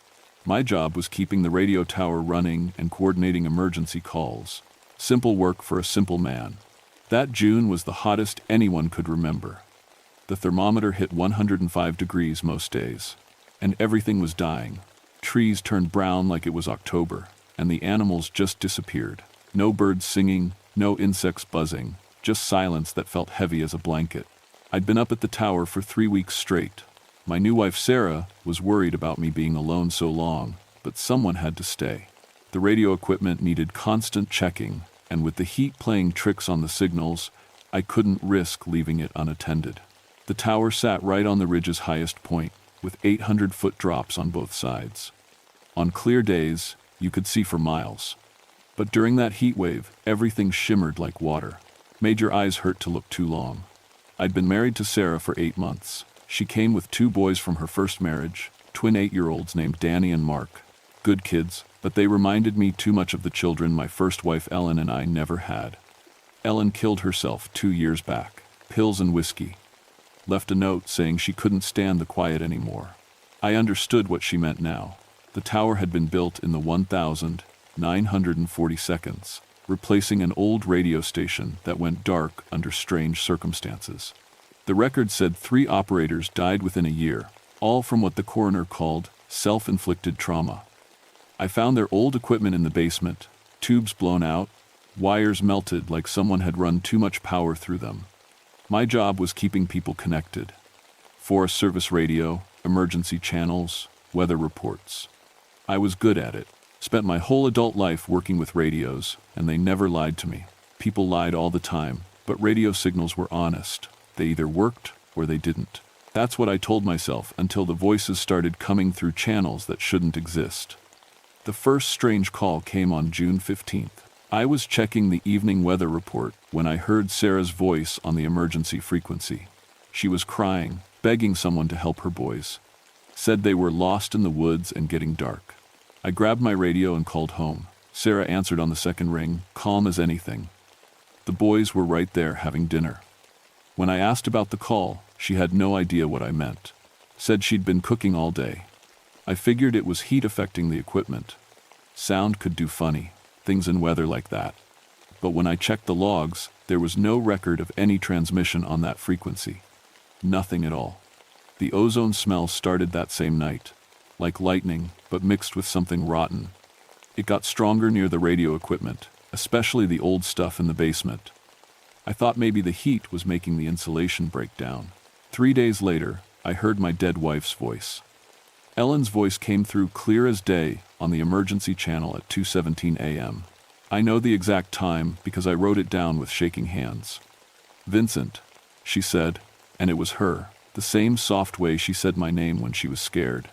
Vincent, why did you let me die? I sat frozen in front of the radio for maybe 10 minutes. My finger hovered over the transmit button, but what could I say? Ellen was dead. I'd carried her casket. This had to be some kind of breakdown, heat stress making me hear things. But then she spoke again. You know I'm still here, You know I never left this mountain. Why won't you answer me? This time I grabbed the microphone. Who is this? This isn't funny. Silence. Just the soft hiss of static. I spent the rest of the night going through all the equipment, checking connections, looking for crossed wires or feedback loops. Everything was perfect. Every piece of equipment running exactly like it should. The next morning, Jim Henderson drove up in the supply truck. He was supposed to spell me for a few days so I could go home and see Sarah and the boys. Jim was a good man, 20 years younger than me, with a wife and baby girl down in Corbin. You look like hell, Vince, he said, unloading boxes of batteries and replacement tubes. When's the last time you slept? I wanted to tell him about the voices. But how do you explain something like that? Instead, I showed him around the equipment, went over the daily checks, and told him to call if anything seemed wrong. Define wrong, he joked. If only I'd known. I left Jim at the tower and drove down the mountain. The road was steep and winding, cut right into the rock face. Halfway down, my radio crackled. Base, this is Henderson. Jim's voice, but something was off. He spoke too slowly, like he was reading words he didn't understand. Go ahead, Jim. Just wanted to let you know I'm settling in fine. Found some interesting equipment down in the basement. Looks like someone left it on. My blood went cold. I'd specifically told Jim to stay out of the basement. The old equipment down there wasn't connected to anything. Jim, stay away from that stuff. It's not safe. Oh, I think it's working better than you know. The voices down here are much clearer. The radio went dead. I turned the truck around and floored it back up the mountain. The engine overheated twice, steam pouring from under the hood, but I kept driving. Something was very wrong. I found Jim in the main radio room, sitting, perfectly still in front of the equipment. His eyes were open, but he didn't respond when I called his name. The radio was broadcasting a conversation between two men I'd never heard before, talking about a fire in 1943. Jim? I touched his shoulder. He turned to look at me, and when he spoke, it wasn't his voice anymore. It was older, rougher, with a thick accent I couldn't place. Boys never should have come up here, he said. This mountain takes voices, keeps them forever. Now it's got another one. I backed away. Jim, it's me. It's Vince. He stood up, still wearing that wrong voice like an ill-fitting coat. Jim's listening to his baby cry. Been crying for 20 years now, ever since she died. Wants to go to her. His baby's alive. She's fine. Jim smiled, but it wasn't his smile. Not anymore. That's when I saw the blood on his hands. Fresh blood, dripping from his fingernails like he'd clawed something, or someone. He lunged at me, still speaking in that stranger's voice, telling me about all the operators who died on this mountain. All the voices that got trapped here when they died. All the people down in the towns who were getting calls from dead relatives, being told to do things no living person would ever ask. I hit him with a wrench from the toolkit. He went down hard, blood spreading across the floor, but his mouth kept moving. Different voices now, dozens of them, all talking at once through his torn throat. I ran for the truck, but it wouldn't start. The radio inside was broadcasting conversations between people who'd been dead for decades. All of them talking about the mountain, about voices that wouldn't stay buried, about the way sound could live forever if it found the right place to hide. I was trapped on Pine Mountain Ridge with whatever had taken Jim, and the sun was going down. The voices followed me everywhere after that. They came through every radio, every piece of electronic equipment, even the old wind-up alarm clock I kept in my bunk. They knew things they shouldn't know. Private things about Sarah, about Ellen, about mistakes I'd made that no one else could possibly remember. Jim was still alive, but something else was using his body. It would speak in his voice for a few seconds, begging for help, and then switch to someone else. An old woman talking about her lost children. A man describing how he'd fallen from the ridge in 1952. A little girl who kept asking why her daddy wouldn't come home. I locked myself in the radio room and tried to call for help, but every frequency was compromised. When I tried to reach the Forest Service, Ellen's voice answered. When I called Sarah's number, I heard my own voice telling her I was never coming home. The worst part was knowing that somewhere down the mountain, Sarah was getting calls from me that I wasn't making. Calls where I said terrible things, confessed to killing Ellen, threatened to hurt the boys. I could hear my own voice doing it through the equipment, but I wasn't speaking. On the second night, the Cherokee elder Marcus Crow Eagle climbed up to the tower. He was 90 years old and moved like a man half his age. I'd seen him in town a few times but never talked to him. "You need to leave this place," he said without any greeting. "I can't. Something's wrong with my equipment, operator, and the voice thieves are feeding." He looked at the radio equipment like it was a snake. Every 20 years, they wake up hungry. They take voices, steal identity, make people forget who they really are. That's just old stories. Your friend in there is speaking with words of the dead. You think that's a story? I wanted to argue, but Jim chose that moment to start talking in the voice of a woman who died in 1924. She was describing how she'd thrown her children off the ridge because the voices told her they weren't really her children anymore. Marcus nodded grimly. The thieves make copies of voices, but they're always a little wrong, like an echo that comes before the sound. People hear their loved ones saying things they'd never say, and they believe it because it sounds exactly right. How do I stop it? You can't stop them. They live in the spaces between sounds, in the empty places where echoes are born, but you can starve them. Cut the connections, make them find another mountain. That's when the power went out. Emergency lights kicked on, casting everything in hellish red. The backup generator started automatically, but instead of normal electrical hum, I heard voices. Dozens of them, all speaking through the generator's engine noise. Jim walked out of the back room, moving like a puppet with half its strings cut. When he spoke, it was in perfect chorus, multiple voices saying the same words at exactly the same time. "Marcus Crow Eagle, we remember your grandfather." He tried to warn people too. Want to know what happened to him? Marcus went pale. He died of old age, natural causes. He threw himself from the ridge after we made him speak to his dead son for 3 days straight. The son told him all about the war, about dying in France, about how lonely he was. Your grandfather couldn't bear to stop talking to him. The old man's hands shook. "You're lying. We never lie. We just repeat what people say. Your grandfather's voice is here too. Want to hear him?" The radio crackled, and an old man's voice filled the room, speaking in Cherokee. Marcus started crying. "What's he saying?" I asked. He's telling me he's sorry. Sorry for leaving us. He says the voices promised they'd let him talk to his son forever if he just stepped off the ridge. Jim's body smiled with all those stolen faces. Every voice we take makes us stronger. We know every secret, every fear, every weakness. And now we have new voices calling down to the town. Your wife has been getting interesting calls from you, Vincent. So have the police. My radio crackled, Sarah's voice hysterical with fear.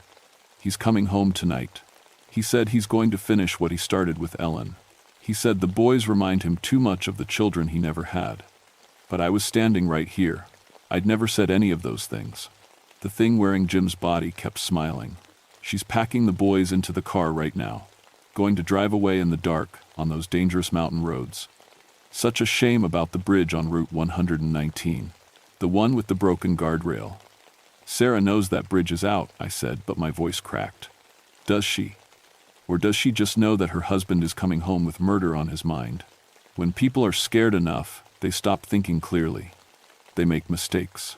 I ran for the door, but it wouldn't open. The lock wasn't engaged, but something was holding it shut. The temperature in the room dropped 20 degrees in seconds. Marcus grabbed my arm. "They're feeding off your fear. Every emotion makes them stronger. I have to warn Sarah." "With what?" "Every radio on this mountain belongs to them now." That's when I heard my own voice coming through the speakers, calling Sarah's number, telling her exactly which road to take out of town. The road that led straight to that broken bridge. Lightning started flashing outside, but there was no thunder. The storm was silent, just brilliant white light that made the whole ridge look like the inside of a camera flash. Each lightning strike seemed to make the voices stronger, clearer, more numerous. Marcus was praying in Cherokee, but even his prayers got picked up by the radios and repeated back as twisted versions. His grandfather's voice joined in, turning the sacred words into something obscene. The thing controlling Jim stood in the center of the room, arms spread wide, welcoming the storm. "Every electrical discharge feeds us. Every signal that passes through this equipment makes us more real.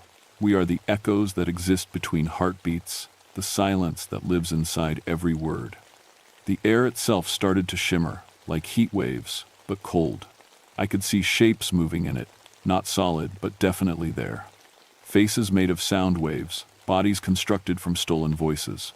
"We've been here since the first humans spoke on this ridge," the collective voice said through Jim.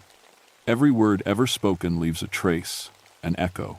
We collect those echoes, preserve them, make them our own. But preserved voices grow hungry. They want to speak again, to influence the living world." My radio equipment was broadcasting conversations from every era. Civil War soldiers calling for backup, Cherokee warriors warning about white settlers, children from the 1,950 asking their mothers for help. All of their voices were being used to manipulate people across 3 counties, making them do things no sane person would do. Why? I asked. Because chaos feeds us. Fear feeds us.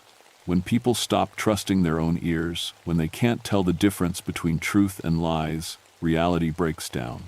In that breakdown, we grow stronger. Marcus stopped praying and looked at me with ancient eyes. They're not just taking voices, they're taking identity itself.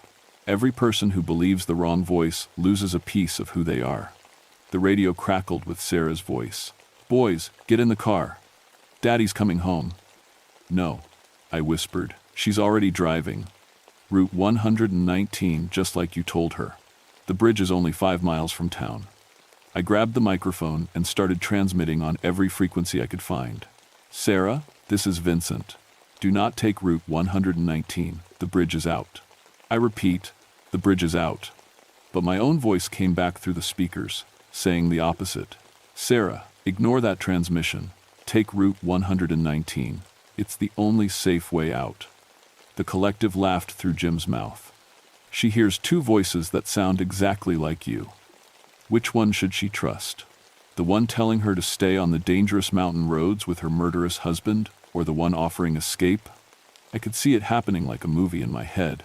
Sarah, terrified, driving too fast in the dark, the boys crying in the back seat. The broken guardrail, coming up with no warning, the car going through and tumbling 200 feet into the rocky creek below. "Stop," I said. "Please.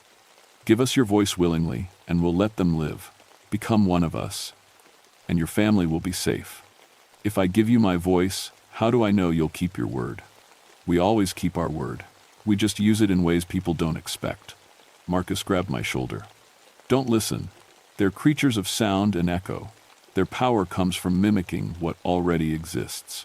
They can't create anything truly new." That's when it hit me. "You can only copy," I said. "You can't make original sounds." The collective's confidence wavered for just a second. "We can make any sound that has ever been made, but not sounds that have never existed." I walked over to the main transmitter, the most powerful piece of equipment on the mountain. Marcus understood what I was planning and started backing toward the door. "Vincent, don't." I cranked the power to maximum and opened my mouth. Instead of words, I screamed, not in any frequency the human voice normally uses, but something higher, something that had never been made before. I pushed my vocal cords beyond their normal range, into frequencies that felt like tearing. The effect was immediate. Every stolen voice in the room started screaming too, but they were just echoing my sound, not creating their own. The collective couldn't control something it had never heard before. Jim collapsed, blood pouring from his mouth and ears. The shapes in the air started dissolving. Lightning struck the tower directly, sending power surging through every piece of equipment. I kept screaming that impossible note, feeling my throat tear, tasting blood, but not stopping. The transmitter was broadcasting my voice at maximum power, sending that original frequency across hundreds of miles. All around the mountain, radios exploded. Car radios, house radios, police radios. Anything electronic that could receive a signal overloaded and died. And with them died the collective's ability to reach the living world. The last thing I heard before my eardrums burst was Sarah's real voice on a different frequency. "Vincent? Vincent, the strangest thing happened. My radio just died, but I suddenly knew I needed to turn around. Like someone was telling me to come home instead. Then, everything went silent. Permanently silent. I've been deaf for 40 years now. complete hearing loss from that night on Pine Mountain Ridge. The doctors said it was caused by acoustic trauma, but they couldn't explain why my eardrums had burst from the inside out. Sarah and the boys made it home safe. They'd turned around just 2 miles from the broken bridge. Sarah said she'd heard my voice telling her to come home, but not through any radio. She heard it inside her head, clear as day, speaking words of love instead of threats. Jim Henderson survived, but he never spoke again. Something about the experience broke the part of his brain that controls speech. He communicates through writing now, and he never writes about what happened that night. The official report blamed everything on solar flare activity. Radio interference, equipment malfunction, heat-related hallucinations. The tower was permanently shut down and left to rust. Sometimes hikers find it and take pictures, but their cameras never work right up there. Something about electromagnetic residue. I became the Forest Service's expert on unusual acoustic phenomena. Turns out there are places all over the world where sounds behave strangely, where voices echo across decades, where the dead seem to speak through electronic equipment. I can't hear these things anymore, which makes me uniquely qualified to investigate them. My deafness protects me. The collective on Pine Mountain Ridge isn't dead. I can see them sometimes, shapes moving in the air around old radio equipment. But they can't touch me, can't steal what I can't hear. Sarah and I stayed married until she died of cancer in 1995. The boys grew up strong and never showed any signs of being affected by that night. Sometimes I wonder if my sacrifice protected them somehow, if losing my hearing was the price for their safety. I still patrol these mountains, watching for signs of the mimicry plague spreading to new areas. Because it's not contained to Pine Mountain Ridge. It never was. The collective was just one colony, one nest of voice thieves in an ecosystem I'm only beginning to understand.